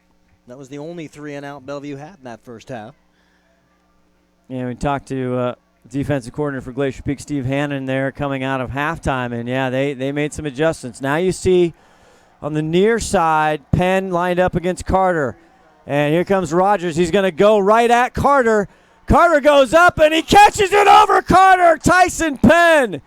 Oh, what a catch by the 6'5 senior. And that's just it, 6'5. And that went right up over the top of Carter at 5'9".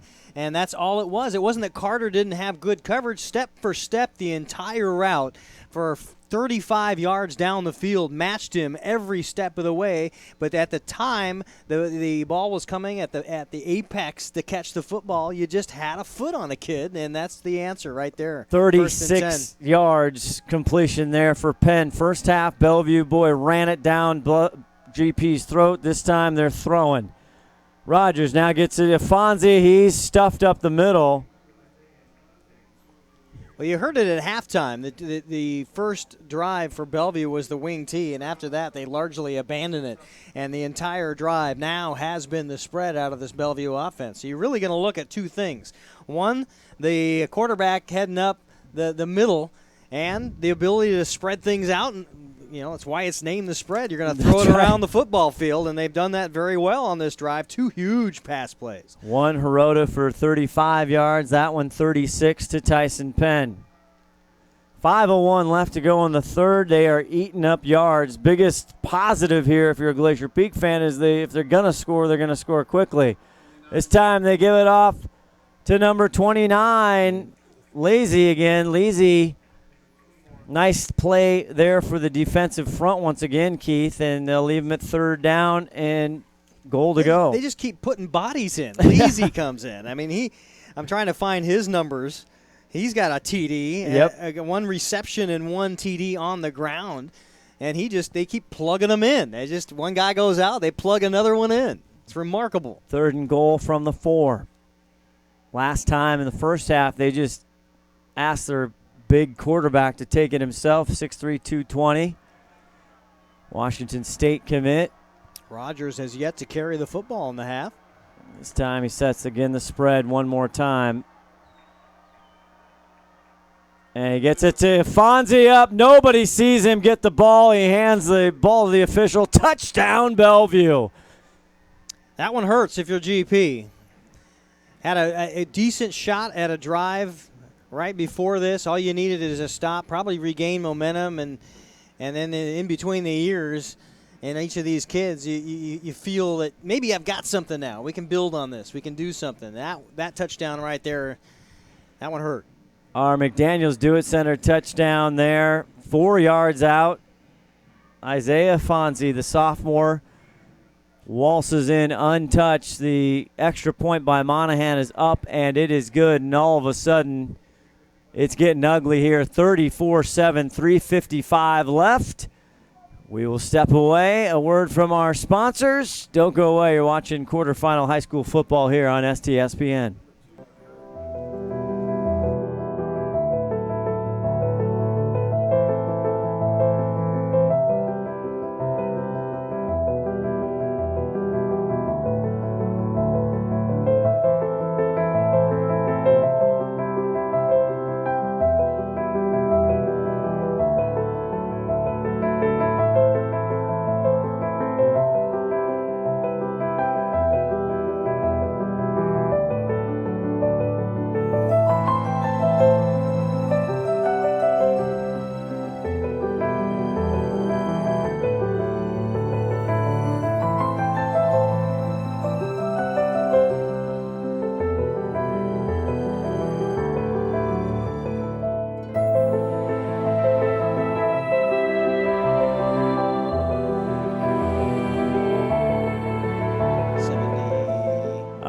Back here, a big touchdown and two huge plays for Bellevue. Somewhat uncharacteristic, Keith Neely, through the air. Well, you make adjustments, right? Well, you heard about Glacier Peak, the adjustments they were going to make on defense when they headed into the tunnel to stop the quarterback. Smith takes it from the 10, trying to get through, make something happen. Gets back to the 30. Nicely done there. Tackled by Sams. Glacier Peak only gave up 25 yards passing in that first half to Bellevue. And then in the first play from scrimmage in the second half, Bellevue eclipsed that with 34 yards and took a couple big plays coming out of that passing game. This is what makes opposing defensive coordinators scratch their head, Keith. Makes me scratch mine. Just when you think you got it. Guffey is split wide again, hobbled in the first half coming out. The senior, I know he wants to be out there, as all the kids do. Ziomas goes to pass. This time it's caught by Guffey, and he's taken down by Ellington, but they'll give him forward progress to the 35. Ziomas looked like he was struggling to find the laces on that ball off that snap. He had to twirl it in his right hand about 3 times before he found the laces. Luckily, he was able to get it off to Guffey. We'll take another look at it, maybe. Now he's coming off. Guffey frustrated, no doubt. Again, these kids are all competitive. They want to play. They want to win. This deep. You've gotten this far in the state playoffs. You don't want to be on the bench. Carter in motion. Replay Rob saying that was set up for the hook and ladder. This time, Ziomas to the near side. Has to get rid of it and just couldn't set up Carter in a good way. And Baby Z knows he wants that one back, but they'll be sitting at 3rd and 5. But if you're going to miss, let's miss low and not give Bellevue any chance to get some easy ones. An excellent year from a freshman playing varsity football. Again, very unheard of at Glacier Peak just in their short 8 years. In most big school football, you're not going to have the true freshman. There's the rare guy that's going to come in and stir things up. Usually they're the giant pocket passer types. Yep. So Smith now trips on the near side. You have Zach Hatch, another senior. And we'll see what they do. Trying to get Bunt involved. Ziomas again to pass, has to pass, rolls to his left and right, and they're going to say it's a catch by Ethan Smith. Like he rolled up on it, but they'll give him the catch. Well, fourth and 3. It doesn't really matter. Nope, you got to go. Down by 4 touchdowns. 2:31 left here in the third quarter. Decent average again. Glacier Peak goes for it quite a bit. They went for it 39 times coming into tonight. They already have 1 successful conversion. It trips again on the far side this time. Carter to his left. Ziomas in the shotgun. And they hand it to Carter up the middle, and he's not going to get there. Had some daylight. You had a hole about as wide as a Mack truck for about the first 2 steps in the backfield. But Bellevue is just so quick, and in the big gap suddenly was nothing 3 steps later. It's just that fast. They are that fast. Malachi Fafita coming off, the kid playing both ways. He's frustrated, I'm sure. Wanted that first down. Again, they'll put the pressure back on the GP defense, and just kind of a feeding frenzy here for the Wolverines. And the defense being on the field so long for so much of that first half. You go into the locker room, you felt like you've already played the entire ball game. And Justice gets it to Hirota. Hirota crashes up. There's a flag in the play. Ian Black meets him, and he'll still get a gain of 4. And we'll look at our ref, Dean Corcoran, to see what that foul was about. And we've got a player, a Bellevue player, getting helped up, and that's Big DeWert. Holding against the Wolverines is the preliminary. Well, now if you're a defensive captain for Glacier Peak, you know you've got them backed up. Here's the call. With holding on the offense, 10 yards from the spot, replay first down. I love the ref, Mike. It's outstanding. We want to thank our executive producer, engineer, 5-tool player, baby, but always looking for more. We're going to get Todd him a Elvig. tool bag for Christmas. under the Christmas tree this year. Spectacular job all year long. He's not going to hold them all. No, he by can't. the time we're done. Don't now. Let's not get him too full of himself. He won't fit his head through the door. 1st and 20, and it's Afonso gets it, and a nice job by Glacier Peak to wrap him up. Guffey back in there, notably. And the point I was trying to make earlier is that you just get that giant hold call against Bellevue. You have 20 yards to go, 18 now. Here's a chance to get that ball back, get off the field, give your offense the ball when they already had great field position. So if you're a defensive captain, this is when you're in your ears of your players. This is when you're in your boys. Let's get after it. The only score in the week 5 was Justin Guffey, the scoop and score. So again, try and cause a turnover if you're Glacier Peak. Under a minute to go here in the third. 2nd and 18 from the GP 48.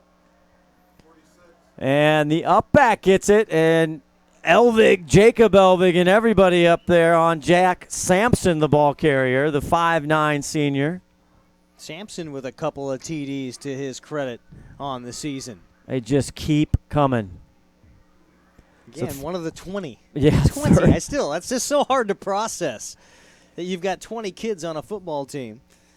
Most of them are on the offensive side of the ball. They're not necessarily pick sixes. No. So remarkable. You got a couple for fumble recovers. Dials has a couple fumble returns for touchdowns. You got a kid with an interception return for a touchdown and a couple of kickoff returns. But aside from that, it's all been from this Bellevue Wolverine offense. Rogers going to the air, fakes it, doesn't have anybody now. Argue out chasing, running to the far side. He's just going to get what he can. Argue fumbles it, but it goes out of bounds. Good break for Bellevue there. Still going to be 4th and long for Bellevue. Nice job by Glacier Peak to stop him there as the third quarter comes to an end. And that's one thing Bellevue's doing now. Eat up that clock and get home and get to the dome. Chunk after chunk after chunk of clock, and that was by far the fastest quarter that we've had, even though Bellevue was throwing it around. We'll head to the fourth. 35-7 Bellevue quarterfinals going on. Who's going to take on Bishop Blanchette? Stay tuned on STSPN.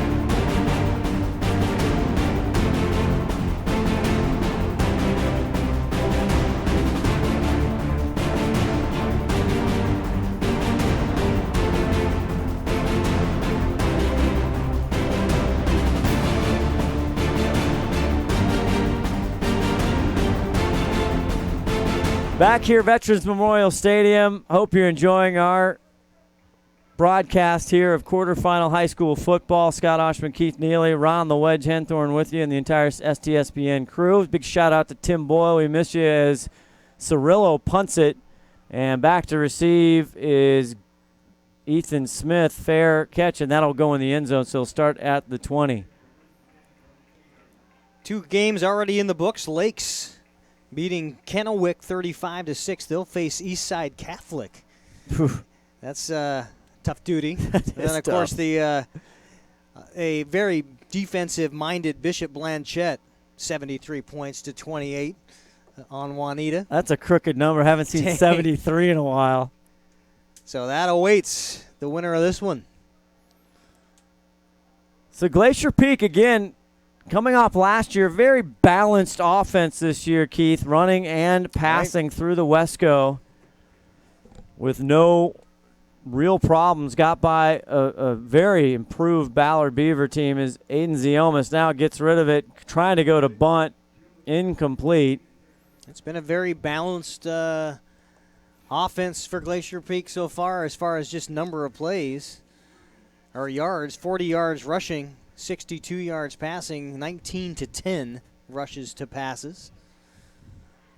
Sturgill there on the coverage for Bellevue.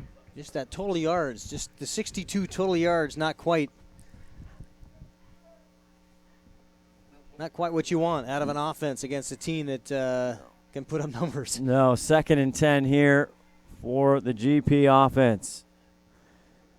Actually 102 total yards for GP. Very deep at quarterback coming in, but as a long season, as you get to this point, been wearing down. And here's Ziomas, gives it off to Bunt. Bunt, nowhere to go. Great play by Ellington. Bubble screen that Ellington just read really well, knew to step up off his block before it even got out to the receiver. They're so precise, so disciplined. Absolutely disciplined machine is the Bellevue defense. Well, their offense isn't too shabby either. No, it's not. Now it brings up 3rd and 17 here, 11:21 left to go in this game. Started out fireworks, a stop for Bellevue. Glacier Peak goes down and scores 7-0. And it's really been Bellevue running like they do since. Ziomas back to pass, now steps up, tries to get some time, but big number 56 dials it up. Boy, you got 2 guys right there, 55 and 56. They just have to look over at one another on the snap and say, "Do you want it? Do you want me to take it?" You know. Yeah, they're in tough. Every single play. They are the dynamic duo, Dials and DeWert, double D right there. I tell you, man, that is just. They're exceptional, and they'll be playing on Saturdays for sure. A couple of teammates back in 2004. You had a guy named DeCastro that went to Stanford, ended up a Steeler. Played right next to Steven Schilling, who played for Michigan, and then ended up being a Charger, San Diego. So there's a pair. Oh, yeah. Right before these guys step on the field. So they make them. They definitely make them at Bellevue. So many of them. They're just the tradition there for so many years. And now, again, 10-19 left. Anything can happen, but they'll meet Bishop Blanchette, and, I don't know what the odds are or what people are thinking there, but everybody's kind of looked like, it's a repeat from last year, Eastside Catholic, as he hands the ball off. And, again, now we're getting some youngsters in for Bellevue, and he'll gain a couple. Yeah, very important part of the game plan for Bellevue. You want to get up big, and I think that's one of the reasons they took that time out where they were trying to get that extra score right before the half. If you can get your mainstays, your main guys off the field early, keep them healthy, keep them fit, don't get them too expended, going into a game like a Blanchette, like an Eastside Catholic, it makes a difference. It's a long haul in a season, especially through the playoffs. That was Scotty Miller, and Jack Enger, the backup quarterback, is in for Bellevue, and that time they handed off to Behringer. Behringer, a 5'10", 205-pound running back. running right downhill at you. Just how do they find them? What are they doing in Bellevue down there? What are they feeding these kids? It's not the fluoride in the water, that's for sure. 3rd and 6 on the GP 36-yard line. Jack Enger again. He's had some time. Obviously, they route a lot of people in the first half. So Jack Enger, the backup there, the junior, 6'3", 175. I mean, he gets a lot of playing time, and he's done a great job. And an outstanding point. We talk about the 20 kids that have gotten touchdowns. That's largely why. Yep. You're able to put a lot of people on the field in a second half of a ball game because they just flat out run over people. They steamroll teams. That time, Sampson trying to steamroll, but Glacier Peak holding their ground. They're not going to give up. Everybody's going to keep trying and keep them giving 100% effort there, and they'll hold them to a 4th and 5. And this is the break your back moment here that typically sometimes can happen with Bellevue. 4th and 5. They're up 35-7, 8:20 left in the game, and now they're going to see if they can score. They are going to bring the punt. Punt squad. I'm actually a little surprised. I mean, not in a bad way. I mean, this is what they do, right? Especially considering where they are. I mean, it's really not between the 40 and the 30. You're not punting the ball very often in high school. You're just not. Cirillo comes on. Again, this is just such a different game. He had 5 punts in the meeting in October against Glacier Peak. Averaged about 46. This one he's going to try and pin down as Guffey's back there. And it takes a Bellevue bounce right at the 1. Takes a bounce to go in the end zone for a touchback. Great coverage by Bellevue, and it's just been that kind of night for the Glacier Peak Grizzlies. Cannot buy a break. Man, they will start on the doorstep. The wrong doorstep. The wrong one. Speaking of somebody who put a lot of people on doorsteps, Sean Elledge, the wrestler, back in the house. The Wildcat. Coming back to see his old team here in the quarter. 7:43, 1st and 10. We'll get here from the wrestler.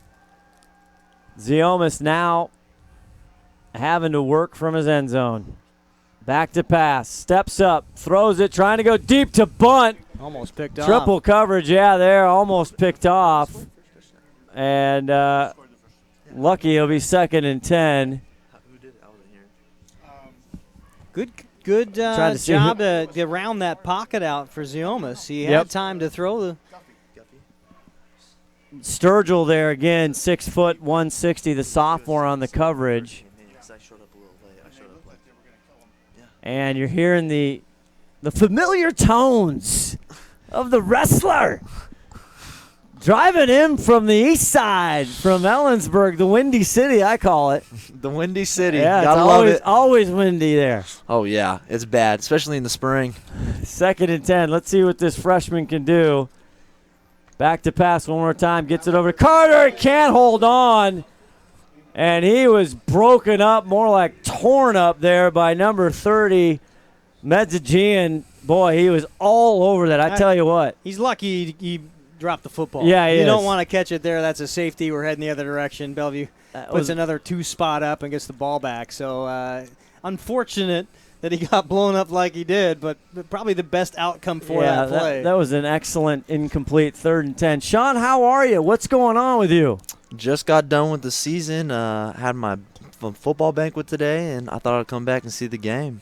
So how did the season go there for the Central Wildcats? It wasn't our best year. We ended up 5-5. It was kind of a tough season for us. Kind of a building season. We're young, but we'll be good. All right. You were coming off an injury. Zioma, trying to go to bunt again and double coverage there. Oh, tough. And a shout-out, Nick Hensley. He's calling you an old man. He said that was a long time ago. Jeez, I wish I was still in there. I was telling Coach, hey, give me them jersey back. We'll go out there and play for you. Come on. Well, you can relate. Justin the Hitman Guffey, again, wearing your number. He's had a spectacular career here. He's a big-time player, does a lot of things, comparable but not comparable. But you got to feel he got tweaked in the first half, and now he's hobbled, and you know how bad that is. You want to play. Oh, I know, and it's his last game. And Yep. It's just tough to be hurt like this right now. Lacey back there. It kind of goes through his wickets there. What happened? Fumble? And is it Glacier Peak football? No, they're saying it's Bellevue ball.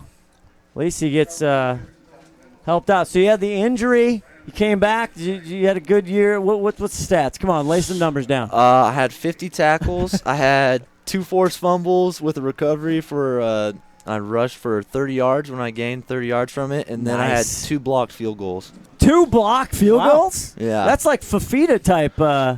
Big Mo after you left, he was a blocking machine. I know, he was a big boy. So Bellevue, that's going to be a mistake, and you don't want to do that. Carlisle across the line. Scott Oshman, Keith Neely, and a special guest. Boy, they're just coming out tonight. We had all kinds of Kai Smalley, Sean Elledge in the booth. It's the reunion. Everyone's here. Is it? Yeah, everybody's here. Nate's here. All my guys, all my senior guys that I played football with are all here. It's good to be back, though. Well, at STSPN, of course, our first year doing this, we had the great pleasure of seeing an outstanding game against these Bellevue Wolverines in the playoffs at Bellevue as they get another run up there, 1st and 15. But I tell you, that was fun. The big scramble, the famous do you believe in miracles, the double chicken wing move as you came out of the pile. What was said down in that pile? You can't say it.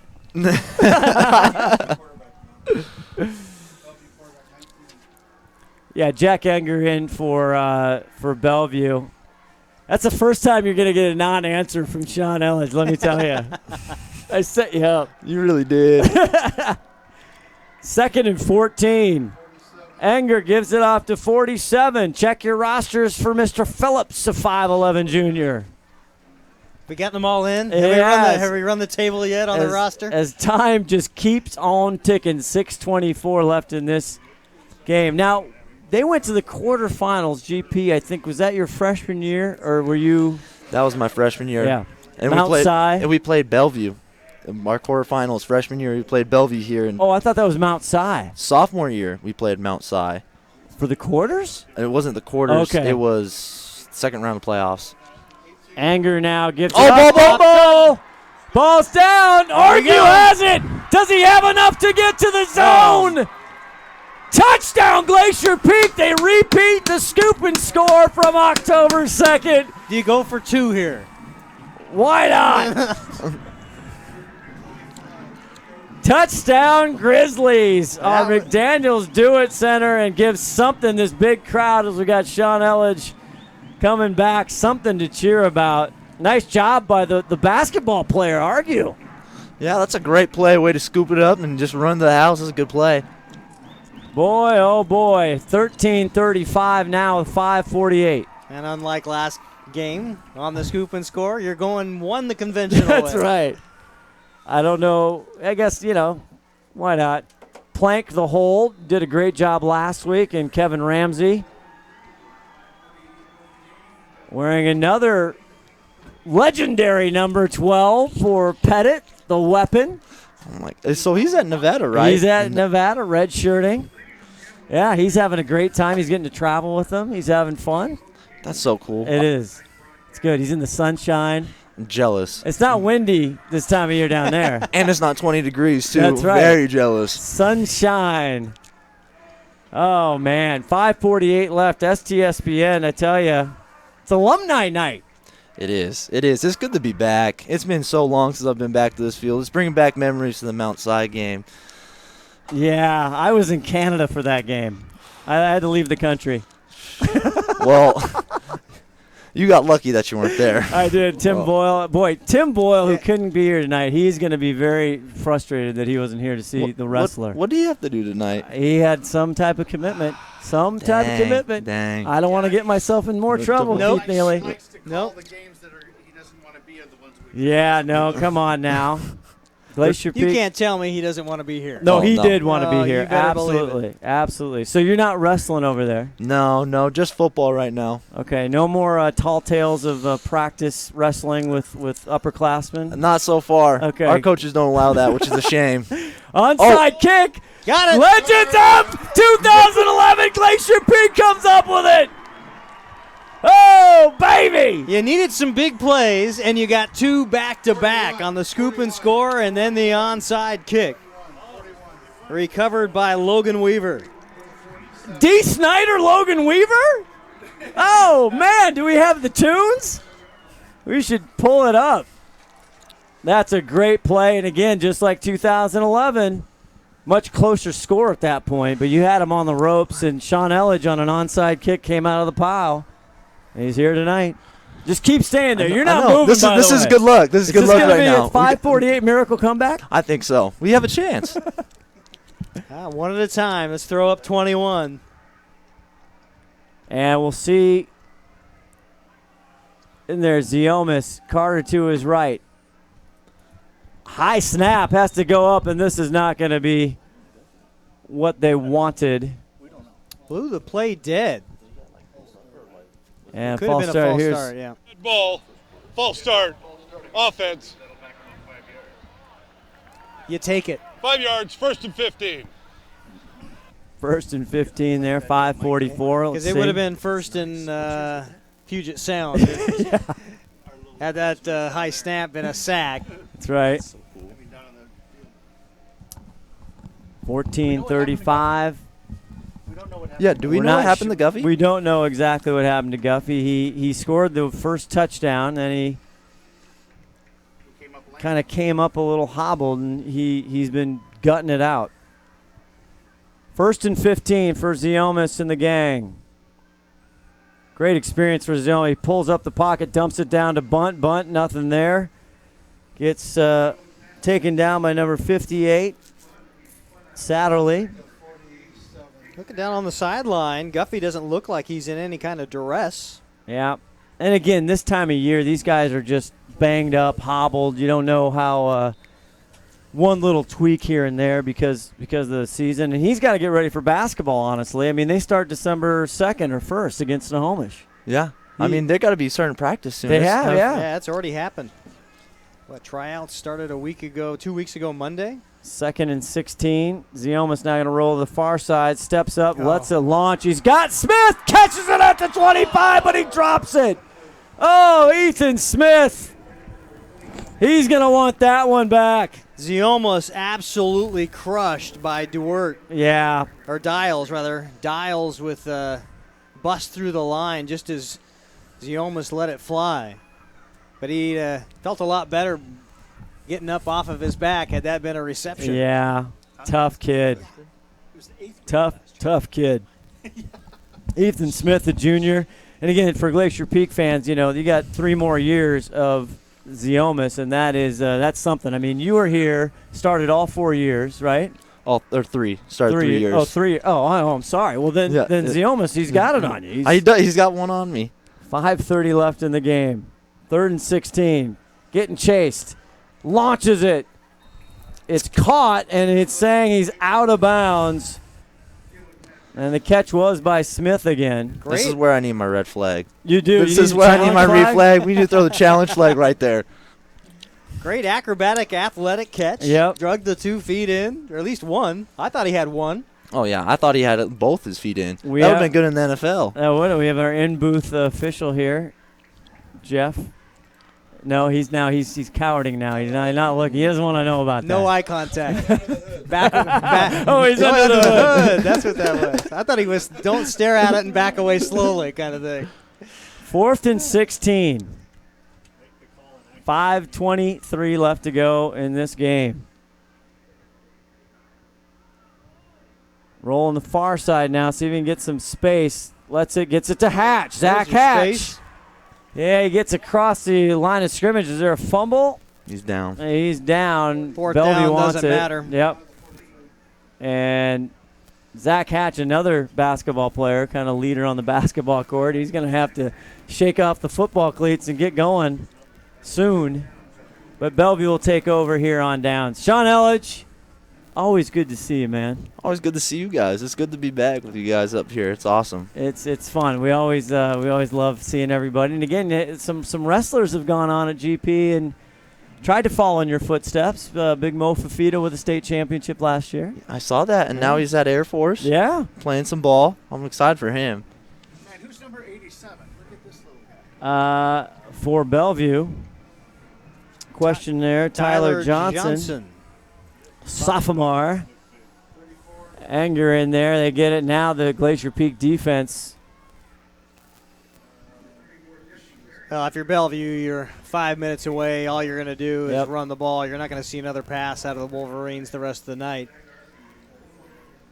So Glacier Peak, this 2015 campaign will come to an end. A good year, a great year. Again, Coach Roy Rosenbaum in his 8th year, you know. Boy, it's got to start somewhere. The Wolverines didn't just suddenly become this all-impressive 12 state championships teams. They dominated the decade, the 2000s. But it had to start somewhere. I think Glacier Peak, you know, they're relatively young. They've got a lot to build on as a school, as a history, and have already been to this place where you're playing a Bellevue on a regular basis. Yeah. That's a statement in and of itself. That might be a good post-game question, Ro. Are you going to sign up for a home and home again against Bellevue? What are you doing? No, he wanted to play. You know, if you want to be the best, you gotta beat the best, right? Yeah, you gotta expose the kids to what that kind of level is going to be. What kind of game speed you're gonna face when you play at Bellevue. What kind of hits are you gonna take? Anger round the side, keeps it, and he's knocked out of bounds by Wyatt, and should be 4th down. Yeah. But the game speed is just so much different at a level when you're playing a state, number 1, number 2, number 3 in the state. You're just playing a lot different speed, a lot different size. Everything is different than just the Wesco 3A South. Yeah, and again, we have Sean Elledge in the booth. He could probably speak to that as well. It's been so long ago, he probably barely remembers. But you remember. You play the game, you remember. Yeah, 4th and 1. And Cirillo with a punt, and Guffey got him, and there's the flag, and that'll be a 1st down. And he helps him up, but that's unfortunate. I know Guffey just trying to make a play there. Trying to make a play, you're toward the end of your career, you're trying to do anything and everything you can. Sometimes gets the best of you.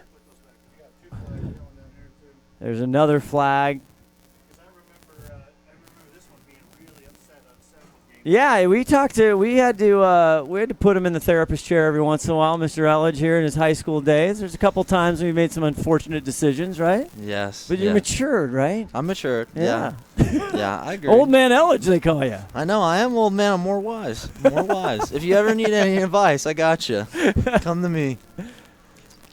Oh, well. I remember talking to a guy who'd just come out of the retirement in the pros, and we were asking about how hard they hit in the pros and that kind of thing. You playing college ball yourself. The analogy it was given to me was that in a high school game, you get really hit once a game.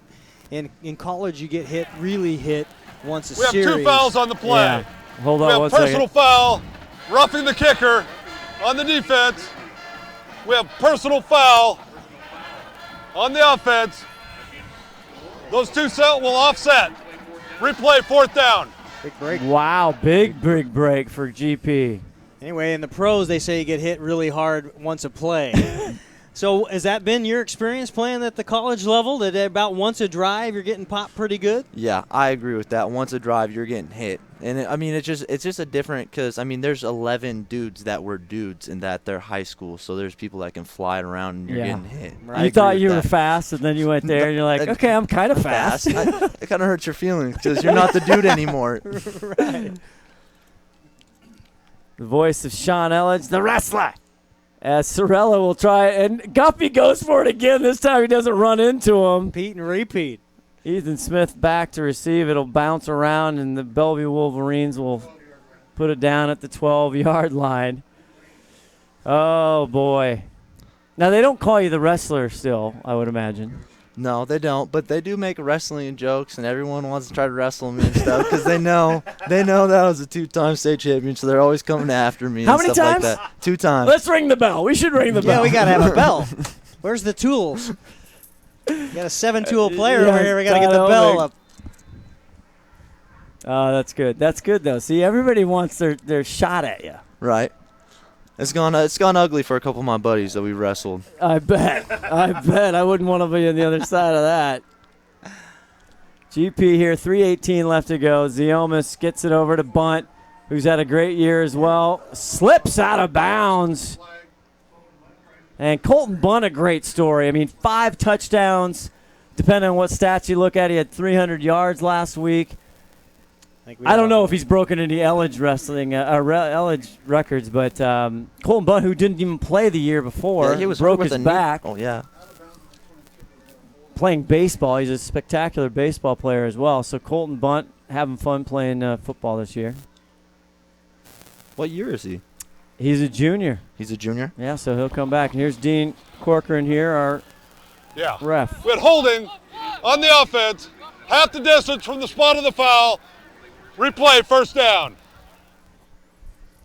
Another great feature here on STSPN, along with instant replay. We didn't have that, Sean, when you were playing. Baby steps. That's right. Baby steps.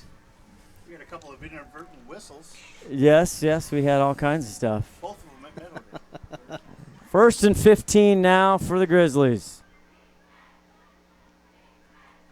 Carter up the middle. Carter's had a great year as well. Be taken down. Gainer 3 or 4 there. But as you see the stats, Keith Neely, I mean, it's just a balanced attack once again by the Wolverines, and Glacier Peak just not able to get things going. Oh, what impresses me, just kind of stereotypical of the game, Carter is so fast. Yep. And yet you'll look at the defense that's probably, into their second, third string on this Wolverine defense, matches that speed in the linebacking core, and Carter just can't cut loose like he usually does. Yep. So they are deep. They are a deep squad. Extraordinarily deep. And Glacier Peak and Wesco is one of the deeper teams. But, boy, they look like they don't have enough. No. They're not deep enough tonight. 43 yards rushing. Carter with 47. Of course, you got to take away a couple of Ziomas scrambles for loss. Yeah, I don't want to get in the now the tweetosphere is Mr. Hensley is going at Elledge. They're having a whole discussion. We're going to stay out of that. That's between you and Hensley. Ziomas bobbles it, and it's knocked down, but he holds on to the ball. Great job there, and that's Ellington. With Bunt, again, just a great job just to have the wherewithal to hold on the ball as Ellington's coming down on you. Loss of yardage brings up 4th down, another 4th down. So after that, came out of the tunnel at the half. Glacier Peak able to get a nice drive put together for about 40, 50 yards. And then, like the first half, fell flat after that. And again, another 4th down. Don't have much of a choice here.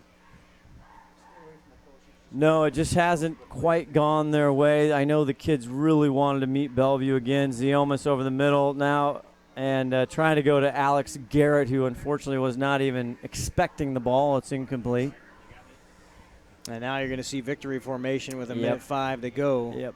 And Bellevue will take over inside the Glacier Peak red zone. Let's step away real quick on STSPN. We'll gather things 35-14. We'll be back just right after this.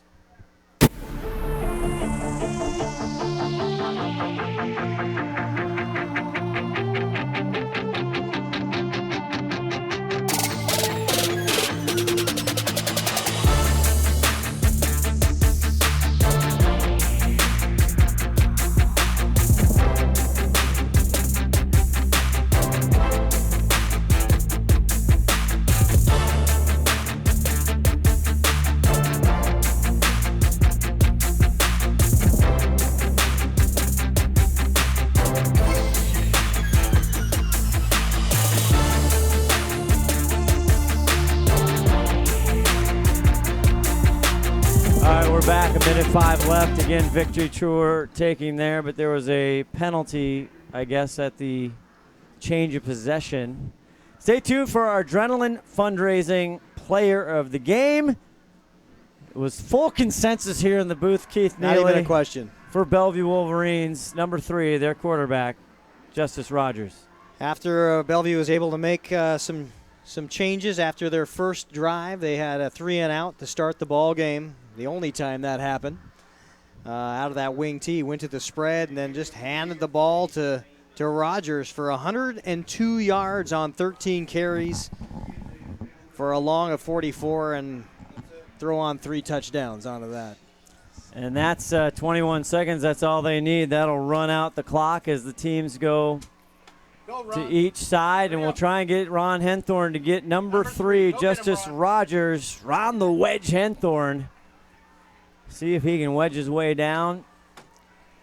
While he's doing that, a huge thank you all football season long. Todd Elvig, our executive producer, engineer.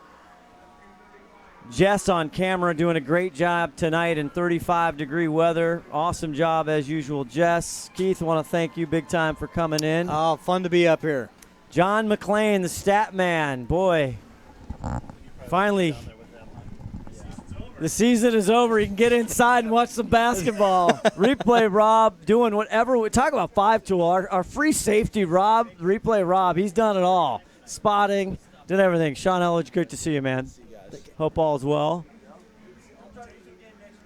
That would be great. That would be great. So John McClain, Leslie McClain, who's not here tonight, I want to thank her, and obviously Tim Boyle. Well, on the All-Star Tour, they just Yes. trundled through the press box It tonight. is unbelievable. Jeff Mattson up here, our in the booth ref, also doing a great job stat spotting. And Ron the Wedge Henthorn, our adrenaline fundraising player of the game, as you'll see the handshakes. 35-14 the final here. As Bellevue just doing what they do, and another day, another semifinals. 4 left in the state of Washington in 3A football. Eastside Catholic, Lakes, Bellevue, and Blanchette.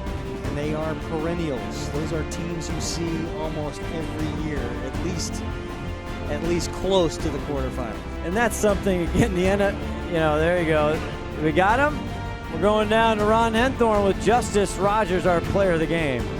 Okay, Ron Henthorn down there with Justin Rogers. Justin, a great game tonight, buddy. You took the game to Glacier Peak. Thank you. So how'd you find yourself so open in the middle down there?